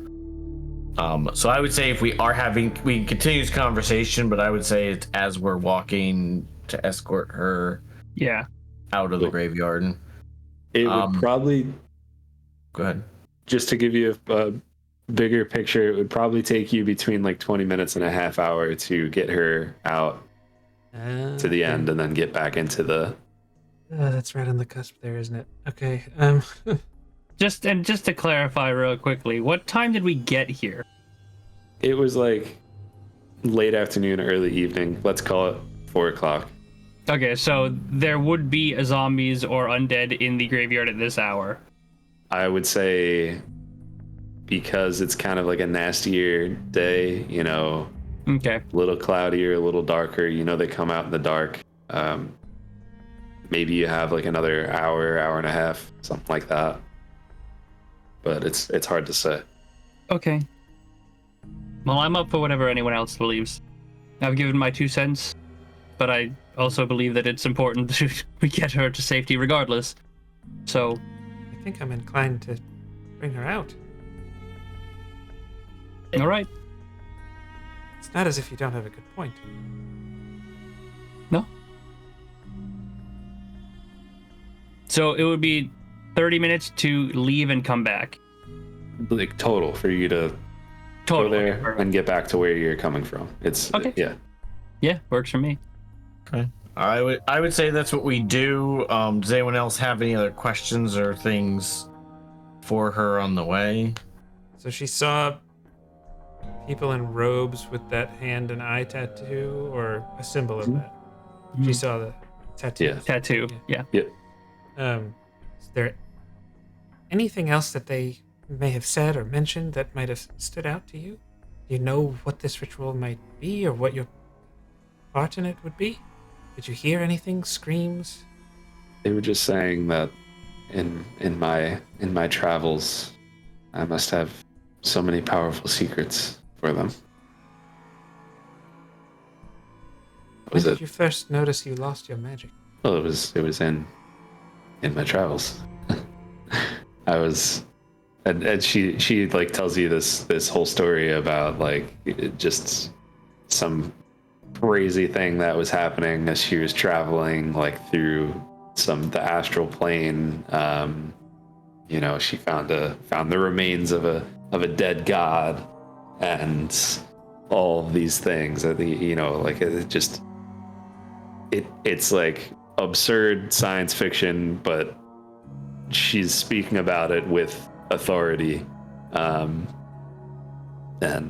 you know, it's like I opened a box and there was an explosion and then it was gone. Not what I was expecting to hear. If I'm being honest. Did you travel alone? This particular time, thankfully I didn't travel alone, but oftentimes I do. And for a wild magic sorcerer, it sometimes is more dangerous to have people with you, but it worked out this time. We got out. Who's the we? We, Who one else? One of my colleagues, his name is Kyle. Okay. Kyle the colleague. I'm writing that down. It's Kyle with a C. the colleague. It's Well, Kyle with a C. When you do get out of here, if you could go to Lord Neverember, if you don't mind sharing what you're willing to share with him, let him know we are still looking for the other 3. Okay. I'll let him know what I've seen. What I've seen here. I want to understand more about that vision before I tell anyone else. It would just worry Lord Neverember, and he wouldn't be able to do anything about it anyway. That's why I said share what you can, or, you know. Thank you for your help. Of course. You're welcome. Glad to see that you're all right, or so. Me too. And I owe you a drink. All this is over.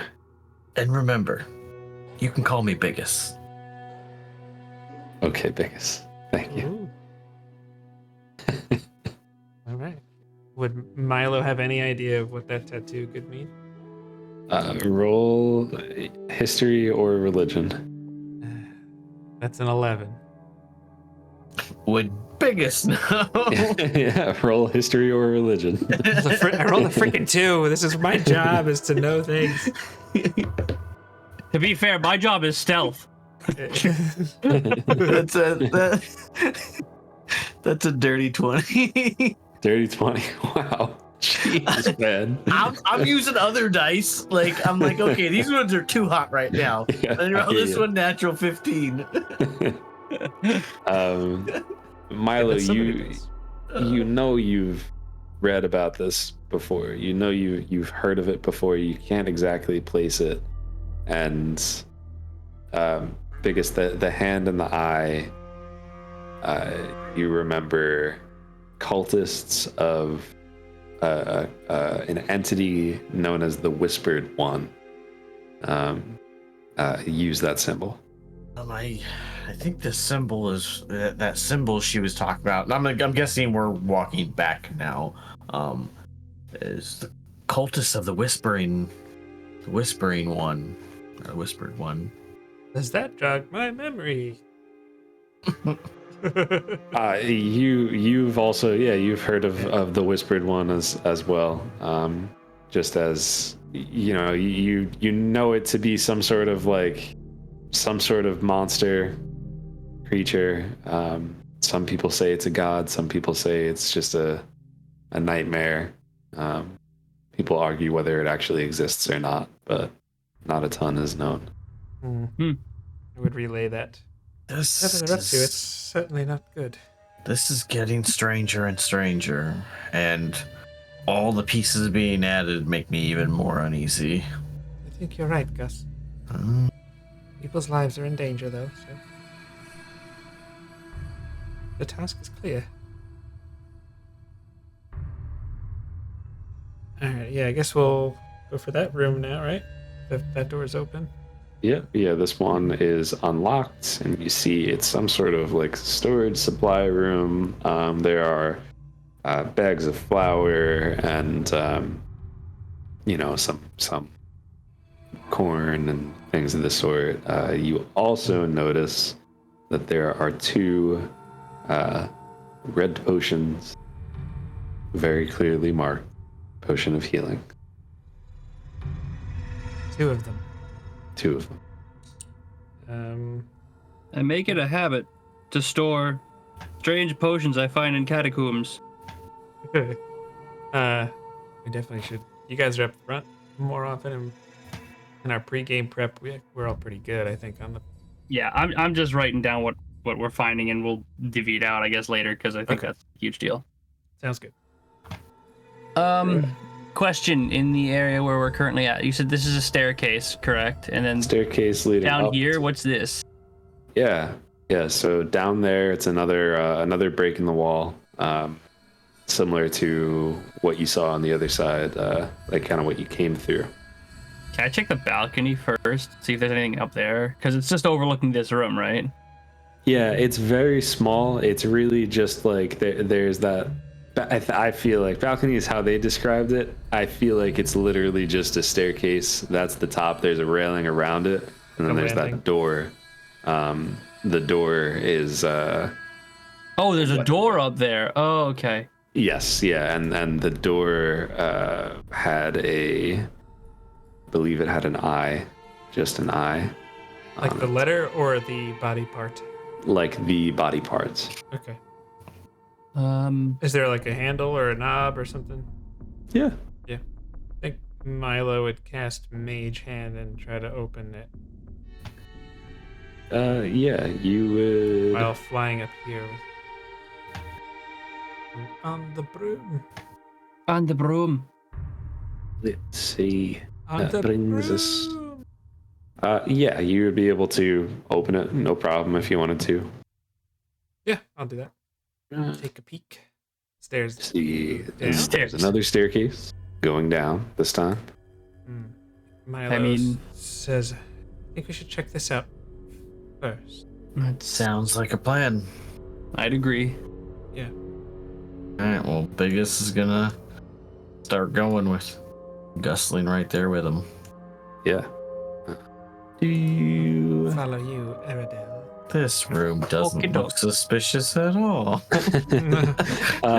So it's a small room. It appears to be like two. It appears to be kind of like a crossroad between the different parts of the graveyard. You know how there's that one section for the upper class, one section for the lower class. It seems like you are crossing that threshold by going through this way. There's steep stairs descending from the east and the west sides of the room. And in addition to that, you also see 4 bells of different sizes hanging from leather cords affixed to the ceiling. Those are those little dots that you see in the room. Bells? Bells. Okay. Like if you pulled one of the cords, it would ring a bell. Yep. Okay. Or if you bumped into it, it would ring the bell. Got it. Okay. Or if you hit it with your maul, it would ring the bell. That actually, believe it or not, no. Yes. Well, do we have reason to believe that we should continue forward into there if we're separating into the second half of the graveyard, or continue through the broken down wall? Something's telling me to go with the broken down wall. I think that makes sense, my friend. I was thinking perhaps this could lead to another victim, but perhaps not. I hate decisions on what direction to go. It's Yeah. because you're never gonna make the right decision. You have to make the left one instead. As long as there one you of the last 3 survive, because the decision we make, I'm okay. We do what we can. One of them survives. Is this Mac? Is that... Yeah, Biggus is very different. No, that's me saying that. It's not Biggus saying that. I'm just joking. That's the my gut Mac coming coming out. That's everybody has a little Mac inside them. I mean, you can't save everybody. You gotta figure. I mean, 50%'s not bad. You do what you can. They've been missing for All right. a long time now. So as you walk through that hole in the wall, you see that there's rusted pipes that run along the walls and the ceilings, and in the center of this room, water flows from nozzles in ceiling pipes. Center room, there's a deep stone basin that's set into the floor and filled to the brim. The surface ripples, revealing several watery creatures inside. To the south, there appears to be a closed door with a padlock on it. Does it look to be a fresh padlock? Harder to tell in this room. Like, it's so wet in here that like I feel like any metal in here has a little bit of rust on it. But yeah, you have a door to the top right, the northeast. It's like some sort of opening to the bottom right. On the bottom, there's that locked room, and it also appears that there's some sort of hallway over yonder. I'd check the locked door, I suppose. I Yeah. would fly over here while they're doing that, just to look. Okay. And you're going around the water? I'm not going through the water. But yes, I am walking.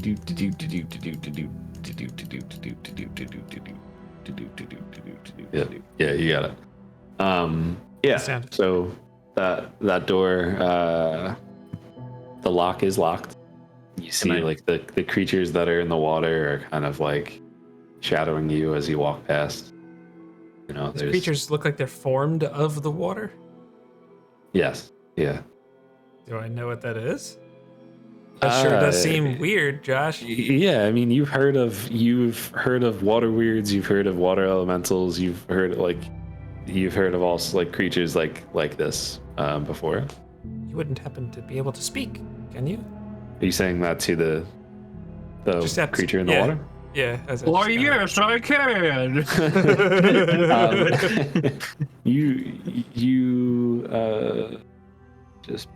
You see that like in the water. Why don't you Oh yes. roll? I know you're not trying to like persuade or anything right now, but roll me persuasion with advantage. Okay. 2 and a 7, so a 7. 7. Can I do the same thing but speak in primordial? Yeah, Oh absolutely. baby, here we go. I like that. Reach out with your mind. Does that young have friend. advantage too, or no? I feel like I've been soaking up all the good rolls. You really have. I got a crit Yeah, on my- we could call it. Okay, good. Advantage. Fuck. No, it's not bad. So you said persuasion 22. 22. Nice. Nice. A little better than mine. Just a bit. Yeah. So you see out of the water this Oh. big creature kind of like comes up like, and it's like formed of the water itself. Large, tall mass of water, and it starts like trying to speak to you, and it just kind of sounds like bubbles and splashes. Can't really make out anything that it's saying. If only someone in our group had telepathic abilities. Can I do that? I don't. When you use Would- your mind link to speak telepathically to a creature, you can use your action to give that creature the ability to speak telepathically with you for 1 hour. Does it say any- It doesn't say anything about understanding. It just says speak telepathic. Okay. Yeah. In your mind, you still hear. Is it speaking common? Is it speaking elvish?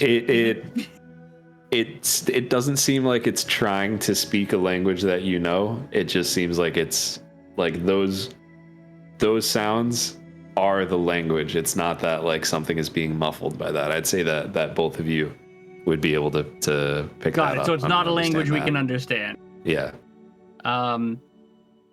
Can I insight? See if it's being aggressive or like Yeah. Roll insight. what it's trying to what it's trying to convey. Yeah. Roll insight. Michael, can you roll for me? I got a 10. Okay. It's really tough. It's like water. It's like a wave that kind of like has a form. And even with it, there's like ripples and it almost seems like a current. Even though it's not like an ocean or anything like that. It's just like part of the creature itself. But it's tough to kind of like get a motive from it. Yeah. Yep. It did respond to it came out of the water in response to us speaking to it, correct? It did.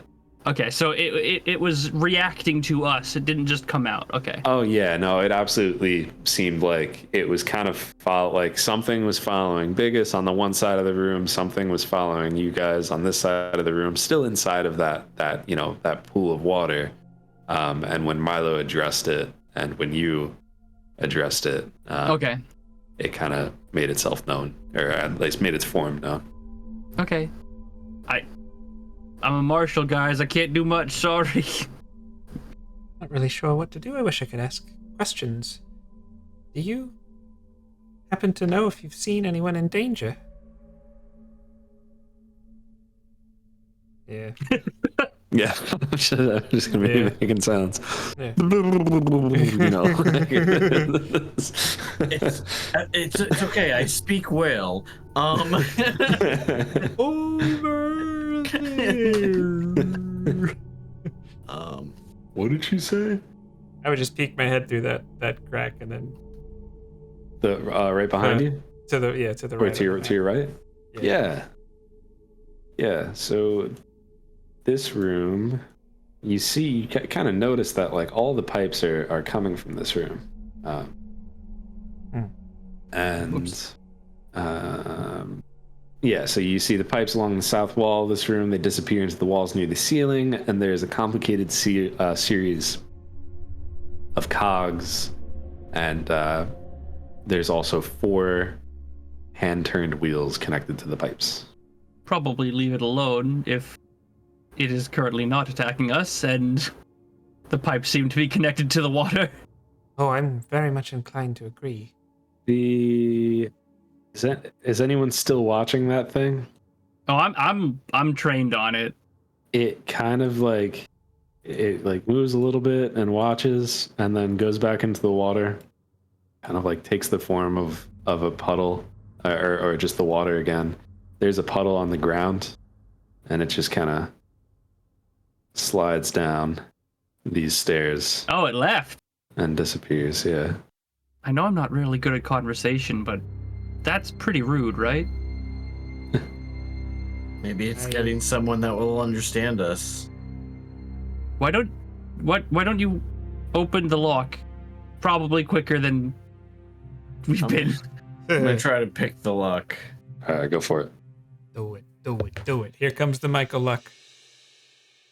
Well, I mean, He's so smiling. okay, He's you have to smiling. realize that I have double proficiency on all of my tools, so I have a Jeez. plus 10 on this. I'm here for it, Michael. So that's a 22. Yeah. Another success. You have double as, proficiency on your stealth and your attacks and everything else. No, that's I just advantage. Stealth, I just have advantage. I don't have double proficiency. I don't even. Artificers are like. Yeah. Artificers are special. You're a special little gusling. But yeah, you pop that door open. You see that actually. So yeah, all right. You pop the lock open, and you see water is leaking down the walls of this cell and pooling on the floor near a rusty drain. The inside of the room, sitting on a wet, nasty mattress in the corner, is your old friend, a gnome named Umberto Nob, a doctor. Umberto, it's me, Biggus. Are you all right? What? Biggus. Well, Are you okay? I'm sorry I missed our appointment. I knew there was something wrong the instant you weren't there. They didn't believe me though. I did too. Why do you just lie to people like Biggus? What a dreadful place. It's freezing and it's wet, and I haven't had a good meal. Ugh. Thank you for coming. What happened? How? Well, I was going for an evening stroll, and suddenly these brigands happened upon me. They put a mask upon my head, a hood, and they carried me down here. They hit me in the noggin, and he points, and he's got like a black and blue, like on a little lump on there too, and left me in here without even a good berry. Did they say anything else? Well, they didn't say what's for dinner, I'll tell you that much. Does anyone have any food to give this guy? Seems very food motivated. It does. I actually don't. Yeah. I mean, I have rations. I don't And even how have much that. I was looking forward to our lunch today. Well, all I have is half a ration. He doesn't look happy, but he'll take it and kind of like scarf it down. Allow me for a moment, and then he's gonna cast prestidigitation to warm up his clothing and a bit. Make him feel a little better. Good, lovely. Dr. Copperkettle, isn't it? Yes, that's right. Yes. I've read your work. Fascinating paper you wrote on illusions. was it? I've done some studies in that regard. Indeed. Did you notice anything about your abductors? Were they have any identifying marks? Or did they just get the jump on you? They were indeed. I noticed. And it has to be my fault how I got it. They took me. They wore the hand and eye of Vecna, the Whispered One. I see. Now, what you might not have known, you know that I study ancient deities and all sorts of hokey religions. Well, what I have found is recently, I thought they wanted to steal my work. I have been uncovering information about Vecna, the god of secrets. Yes. Yes, he was once a lich, did you know? I did not know. Doesn't come from our plane, of course. Not a very well kept secret, I suppose. What? God of secrets. You know something about him. I'm just... It's my job to know about him. I study deities. Not going to keep it secrets, that's all I'm saying. But do you have any clue why they would be kidnapping you? Well, that is a good question. They said something about all of my knowledge and secrets, and what use they would make of them, and how their master would. I don't know. Do you Well, know? You weren't the only one they kidnapped.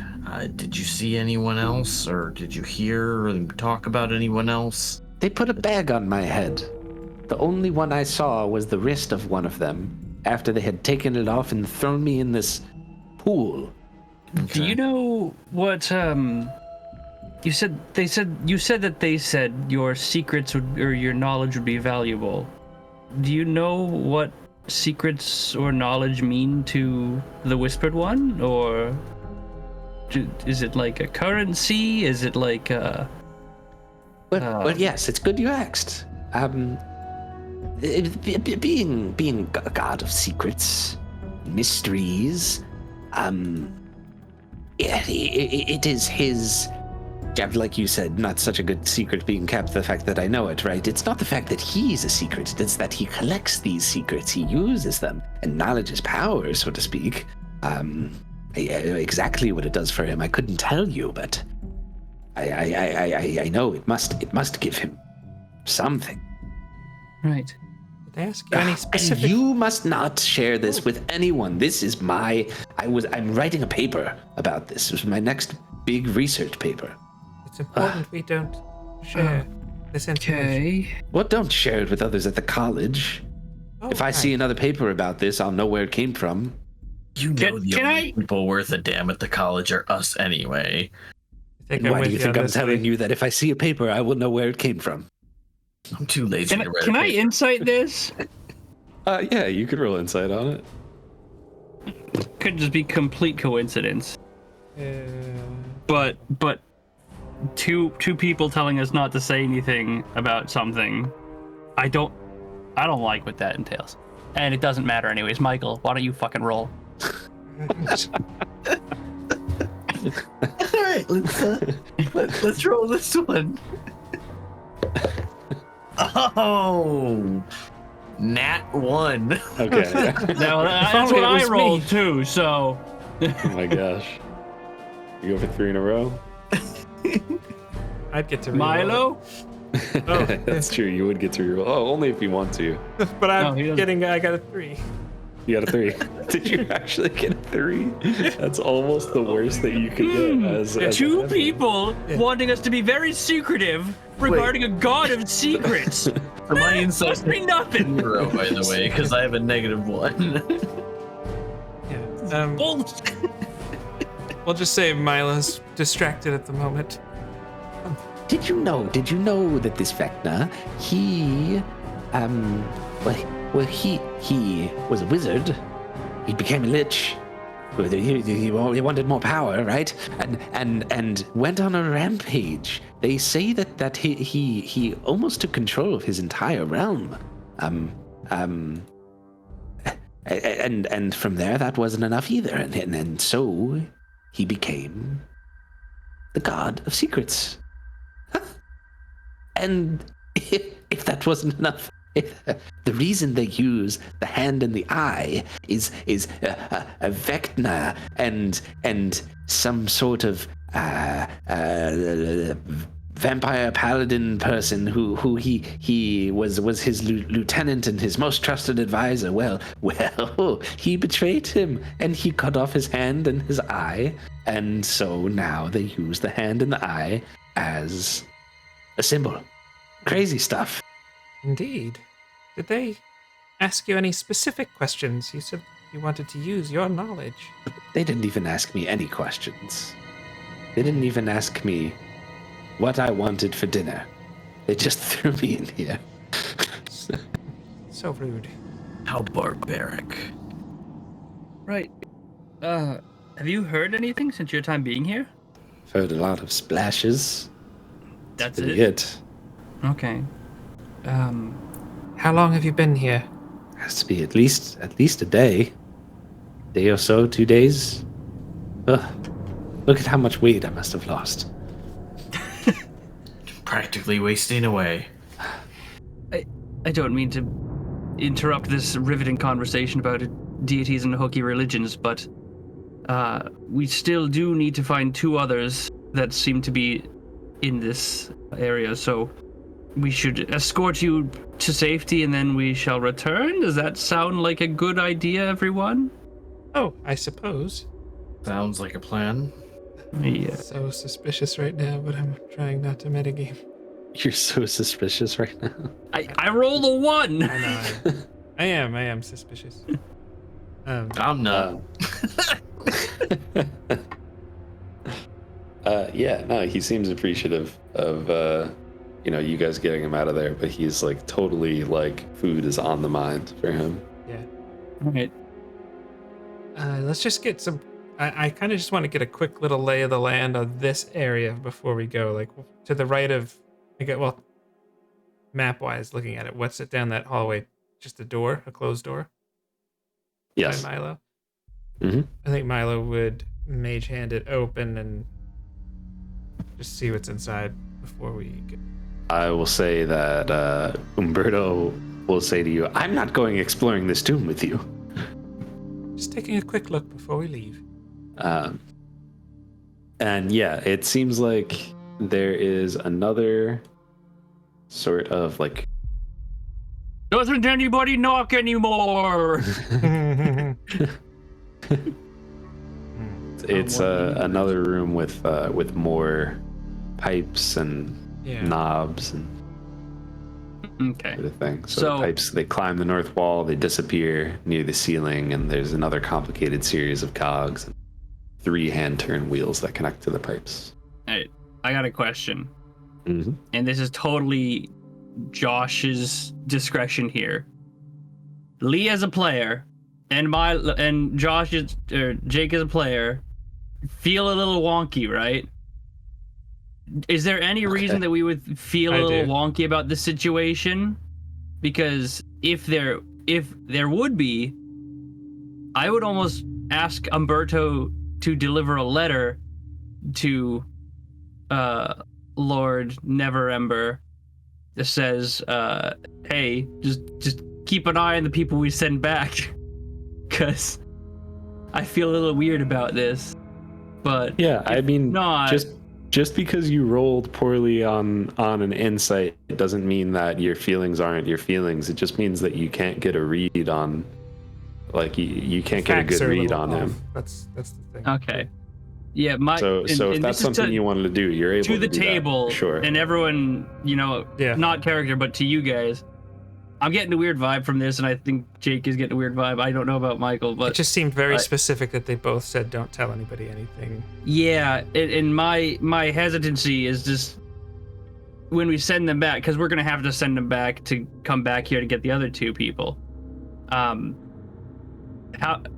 I feel like it might be worth mentioning to Lord Neverember, hey, just keep these guys not, under watch, but just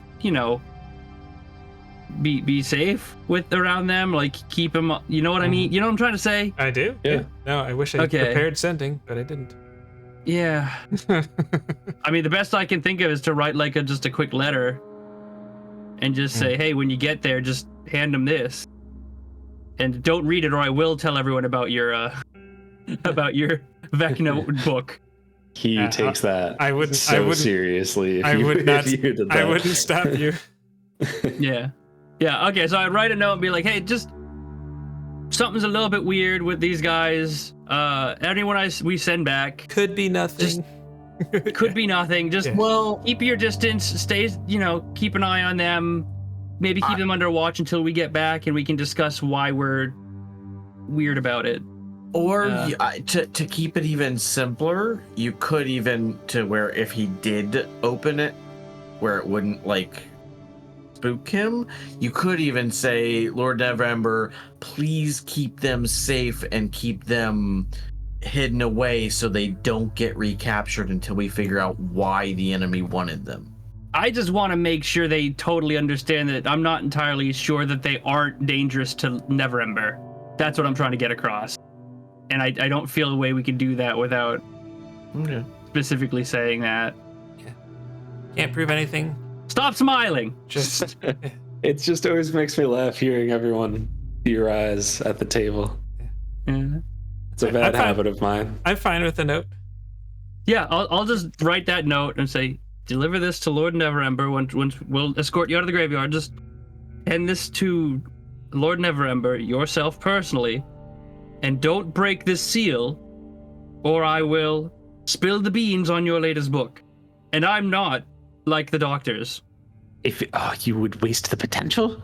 At least if someone's going to steal my work, let it be Biggus. Well, don't read this then, and I won't. Actually, you know what? I could even write it in a different... Nah, he probably speaks like every language I speak. Never mind. Yeah. Yep. And he will add like, it's been a while since I've had a breakthrough. My last paper on the abyss, nobody really cared about. I feel like I have that. Here. Yeah, well then, tell you what, you keep my secret and I'll keep your secret. Where are you from? Around. You look different, right? Like you're. No, I very, very, very much look different. Yeah. Yeah, he slowly does like a little circle around you, and are you traveling the plains? Oh boy, yes, yes I am. Oh my! Tell you what, I'll tell you more about it when we get back. Yes, we will need to sit down together, and I want to tell me everything. Okay. Everything. This could even be better. I am an open book. Oh, my the secrets grants will that be we yours. could get together. Right, and let's go, please, everyone.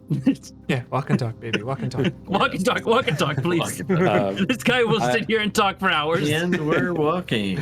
I would say you also get the vibe that this is probably the last like if you're walking him back through and everything, this is probably the last person you're going to be able to send through without having to send them through zombies. Yeah. It's starting to be that time. It's getting dark out. Yeah. Okay. I mean, can't do much about it. We just got to do it. It is what it I is. just want you to have all the information. That's it. I appreciate it. We should have sent the first bitch alone, but whatever. Whatever. Well. You want me to go alone? Yes, I do. Or you can stay in the cell, your choice. Exactly. All right. So yeah, you're able to escort him. You get back. It's starting to be dark. You hear like rustling, moving around out, in the graveyard now. I do have a quick question for you. Yes. When you said Milo's had written a paper about illusions, was that you just making small talk, or is that something I should have picked up on? Because I was immediately like, well, that's not right. No, sorry. Okay. That was Okay. just, like Got it. you do research. That was the first school that came to mind. I got you. Okay. Without getting too So I was specific. gonna say that plus the thing. I was like, wait a second. No, Okay, that hold wasn't on, meant to hold on, be. hold on. That was just supposed to be like, Small talk. like, oh, I like your work, Yeah. but I got you. I just wanted to make sure before I voiced it in character. Okay. no, you're good. All right. So you've made it back. Should we check out this other corner room up here where I just moved Milo? Yeah. Yeah, let's do it. Mm-hmm. Open that bad boy up if it's not locked. Yeah, it is not locked. Hate that it automatically goes to More fire. adding more instead of taking it off. More pipe. Yeah, more pipes. And you see that like on that north wall, there's another cog. Can I look in the water again? Yeah. Yeah.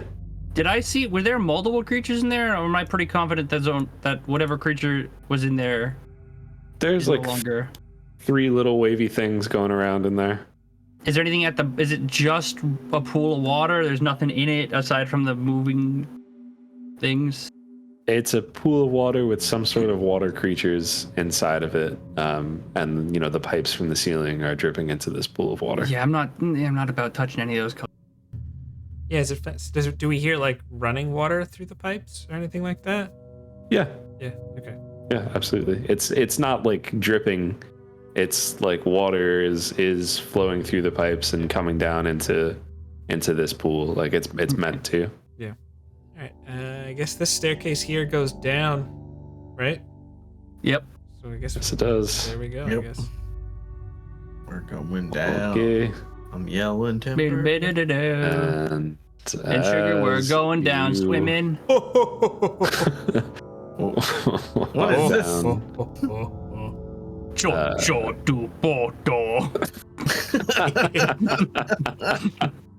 Oh, inspiration for that, my guy. Yes. Although Jake is probably more accurate with the, Boss Nass. yeah. So rubble chokes the southeast corner of this room, leaving only a small gap near the uneven ceiling. Some of the rubble has been reassembled into a low table, which bears small clockwork components.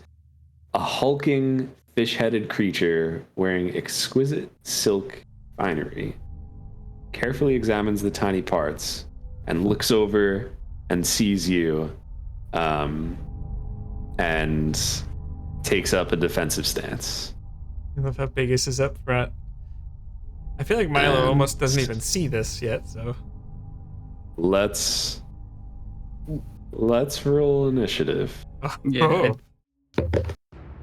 16 for Milo. You just roll another 20. No, with advantage, I rolled a 1 and a 2. Well, Okay. I got there a you go. 21. So I have Alright, a Aradel. 4. Hey, waniwanga. Deo wanawanga. Uno chichi. Bulba. Sebulba always wins. Uno chichi. Oh man. When I was in New It York, I is, saw that with my dad at the theater. Because of the sound again. Aradel, I'm assuming everyone was walking behind Biggus, right? Yeah, I'm Biggus not was moving my leading the way, character but as well. everyone I would was- be like with Biggus effectively. Okay. I would just- Yeah, I mean, that I sounds would like say a good. you'd be able to get a little further into the room if you wanted to, but you don't have to. Sure. But Aradel, you see this creature looking defensively. You have the first opportunity to react. I mean, it's looking defensively. Then I'm not gonna attack it. If it's not looking aggressive, it just like takes up a defensive stance. It takes Almost up a like defensive stance. Almost like it's surprised. Mm-hmm. I will. Can I insight it first before I do anything? Yeah. No, I can't insight it. I'll just You can't insight it? no, I don't even worry about it. Okay. The dice are not with Aradel right now. They're really not, dude. I'm just gonna walk in and just kind of stand there and hold my action and just say, no harm, no trouble, and just hold my action until if it does something aggressive, I will then take my action. Okay. Or my action will be to attack it if it is aggressive. All right. Sounds good. Milo, you're up. Okay. I feel like he would kind of, just with body language, see there's a tense situation, and then how tall are the ceilings? Still 10 feet? These ceilings about 10 feet, yeah. Could I fly in over Biggus, or could I get to, like, I guess I could get to here and see the creature, right? If I were. Yeah, absolutely. I think seeing Aradel not like charging and just readying, I think I would do something similar, and I would ready a mind sliver, same condition. If he attacks somebody, he's getting mind slivered, and then I'll end my turn. This is going to be interesting then. It's the creature's turn, and it goes, it seems to be speaking the same language that the water elemental was, and it kind of looks to you, and it could clearly see that you can't understand it, I think, right? Is that fair to say? I mean, unless it's speaking primordial or common or elvish, I don't think so. Okay. He's gonna kind of put its hands up. Roll, Aradel and Milo, both of you roll insight. Oh no. Motherfuckers! Dad's tits! A natural 2. Oh my goodness. Oh my god. I got, All right. what's You my know what? insight? I'm using my I got a 3. inspiration that I just got. I got a 3. That's a natural 20. Okay, hell yeah. All right. Screw that. With your natural 20, you can kind of tell that it's trying to be it's trying to show that it's not trying to harm anyone. Perfect. And it slowly, with its hands up, walks towards you and gives a motion it's okay, but then starts casting a spell. How do you react? I mean, so here's the question of initiative, right? Oh boy, if Milo sees Because- that with that insight being so bad, Well, that's why I'm asking. yeah, do I Because this is recognize the where spell? I don't. No, you're not gonna. I wouldn't say you would recognize the spell. It's really hard for me to imagine he wouldn't mind sliver him. That's. So would I be able to say something or no? Yeah, I'll say you could say something. If you, Okay. It's all happening so fast. It's tough. It's Ray really of tough to work these out. But yeah, I'll you could say something. It's got to be quick, though. Like. No, none of us move. It's okay. All right, Milo, that's all you got. No, none of us move. I don't see Milo as much of a leader, so he's not gonna. Okay. He will follow. He will follow. Yeah. So, Wait till this guy fucking eats me. He's like, you So- wasted 2 actions. Exactly. So it casts tongues, Oh, and a giant tongue comes up from the ground. No, I'm just kidding. Visual. no! Smash you into the wall. Stop! Falls Oh, off that's his room. And it Wrapped starts. around your leg. It starts speaking, and to everyone else in the room, it's still it's still just nonsense. But to Aradel, you understand. This map tool is decent, but it is very clunky, I have to say. Takes too many clicks to have to do what you want to do.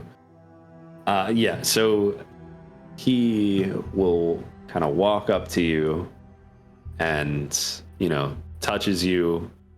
You understand what he is saying and says, "My name is Shanzazim, you didn't hurt the water elemental. And I think that will like end his turn, and that brings us to Biggus. And Biggus, like you see all of this happen.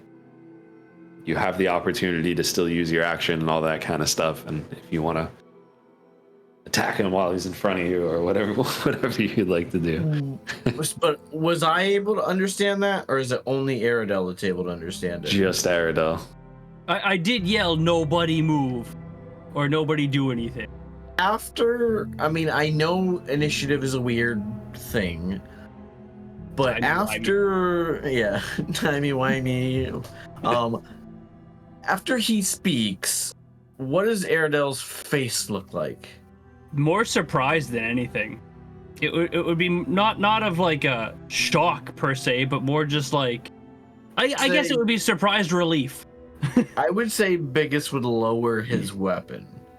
Not that he's not on guard. He's not, it's not like it's, he's just chilling with it, but he does lower his weapon like he's not about to attack.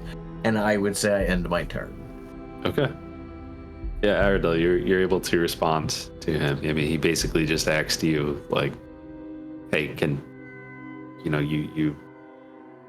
I see you didn't hurt my friends. You didn't hurt the water elementals. No, I can't say I was expecting to find anyone down here that was willing to talk with us. What are you doing down here? Aradel's still speaking common. It's just when this creature speaks to him, he's speaking that weird water language. He will tell you, he's not part of the cult, and he says he's been down here working on this clock, and he like motions back to it, and you see there's all these like little pieces, like thousands of pieces for a small, intricate clock. That at one point the Water Clock Guild had left behind. He thinks it shouldn't take him more than another few years to finish. I will say that to the rest of the group and see if that rings any bells for anyone else. Good question. The Water Clock Guild?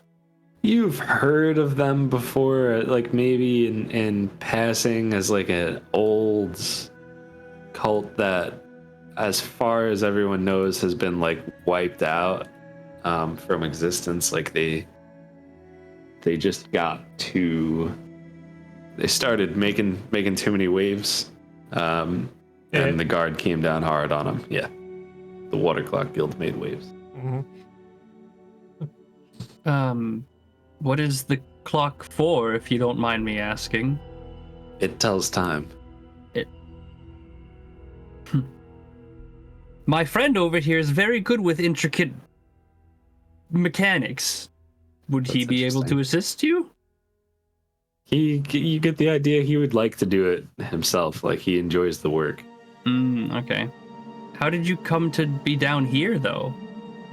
Of all places, a mausoleum, a crypt, a catacombs is the word I'm looking for. He says, he was bound to a portion of the catacombs that was once controlled by artificers and geomancers. They called themselves the Water Clock Guilds. Okay, so question I should have asked prior. Do I know what the hell this is? Water Clock Guilds? No, this guy. What is he? I mean... Would I know what he is? I mean... He's a Gungan. Yeah, essentially. You've traveled around quite a bit, right? Yeah. Yeah, he's you've heard of an aquatic species called the Marid before. They're kind of yeah. Okay. And he's bound to the catacombs? That's what he said. That this guild's kind of forced him to be here, and even though somebody else has moved in now, and he still kind of likes the work and wants to finish that clock. Okay. And then maybe he can move on after that. Do you know who else has moved in here? Yeah, so he'll tell you that there's cruel cultists that come by and bully the elementals in the next room. He said that they're keeping a prisoner nearby too. There's a gnome in there, but he doesn't really know much about the goals of them. He just knows they come by every now and then and bother the elementals. And are the elementals your friends? Are they under your control, or are they? They like the area because it's a nice pool for a while. Nobody bothered them. You know, a nice little fountain. There's constant running water for them. It's kind of just a nice spot to hang out. At least it was before that other cult came in. Okay. Do you know how big this area is? The catacombs is, because we're planning on traversing it and hopefully removing the mean cultists who bully your friends. He tells you he's only ever been to this side before, but he's heard that there's rooms in the other, on the other side. He knows that the pipes have to lead somewhere.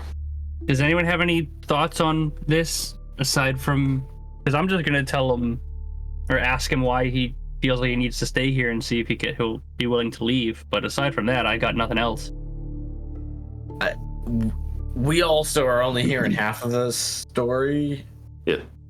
I assume when he's talking to me, assume I would. You're relaying it. I would be relaying this. Yeah. Yeah.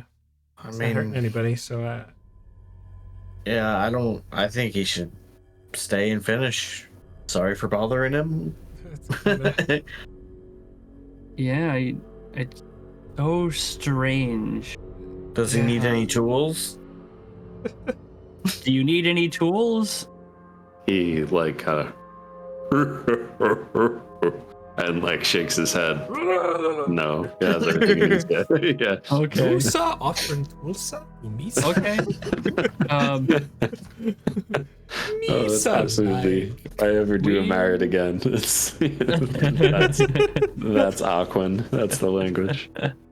Okay. Man. Great. Yeah, I don't know. Do you have any? You thinking anything, Lee? Or you No, not really. Yeah. It just seems like a strange dude in a room building a clock, which honestly is par for the course for what I'd expect. Does he know how many cultists there are? Maybe. He said he's only been in this room, really. Yeah. Yeah, he just tries to avoid them. They all Okay. look the same. Exactly. Oh, you he- humanoids he, look the same to me. Eat you double. He before you go, he grabs this gold colored flywheel, and takes your hand, Aradel, and puts it in your hand and gives you a nod and says, thank you for not causing trouble. I'll fight if I need to, but I am more of a gentle creature. I like my machines. Yeah, of course. Thank you for not fighting us, and I will give him I'll give him a mirror. I have a mirror in my inventory. Here you go. Don't know why. Yeah, of course. It's customary in my culture when you receive a gift that you also give a gift. So here you are. They also say goodbye with an open mouth kiss. So. Oh no! Oh my! Spittle flies everywhere. Yeah. So you said a gold flywheel? Yeah, it's a gold-looking flywheel. Okay, cool. Thank you. We'll leave you to your work and Yeah, I don't know what else to do with this. Yeah, right. We'll leave you to your work and we'll be back after we've cleared the bullies out of the area for you. Good talk, Shanaziminin. So I see Biggus flew back to that middle section. Yeah, Is this the next goal? I guess so. That's the It's hard next to only imagine. area we haven't gone yet. yeah, exactly. Okay. Now we talked about there's some bells in here, or some We did talk about the bells. ropes are hanging down from bells. Is there anything you would like to do with that, or Carefully avoid. Yeah. Yeah, I mean that's all I Specifically, got. not touch them. I'd say that there's enough room in there that you can avoid them if you wanted to. I don't know why you'd want to, but Maybe to not ring the bells so that people know we're coming. Maybe.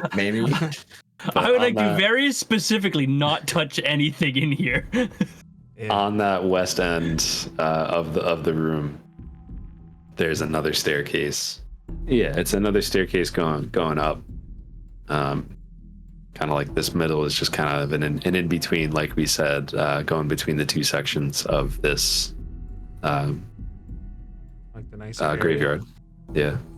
Yeah. Head on continue, up. right? Yeah. Yep.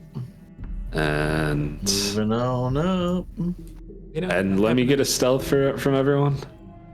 No. I'm using a different dice because it's just not my dice today. 18. Natural 1, but I get to re-roll those. Yes, go. you do. Nice. For a 5 plus 2. Wow. I got a 19. I guess I got an 18. Yeah, I bumped one of those things.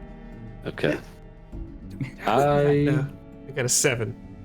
I'm not gonna make you do that this time, at least. You stumble into a bell. Oh no. My bad.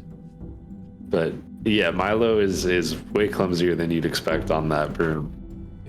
Like I'm literally not Please touching get anything. Off of that. Off of it. I'm not touching the ground. Biggus, is your goal? You're opening up that door up top. Yes. Oh, okay. What? I just didn't see with the fog of war. What? Oh, yeah. More so stairs. as you open up the door, you see a room filled with cultists. Thankfully, they like to keep all of their doors very well oiled. Don't seem to have noticed you yet. And we'll pick up from there next session. Oh. Cool. You ever seen a flying dwarf before? Oh man, yeah, you can put in work. I'll do you one better. You ever seen a flying tiny dwarf before? 8 inches of raw power, baby. Everybody, thanks for tuning in. This was our first episode of Vecna, Eve of Ruin. We will find out what happens next as our merry band of adventurers confront the cultists. Thanks again for watching, and you can find all of our links in the description down below. We'll see you soon. Hey, Waniwanga.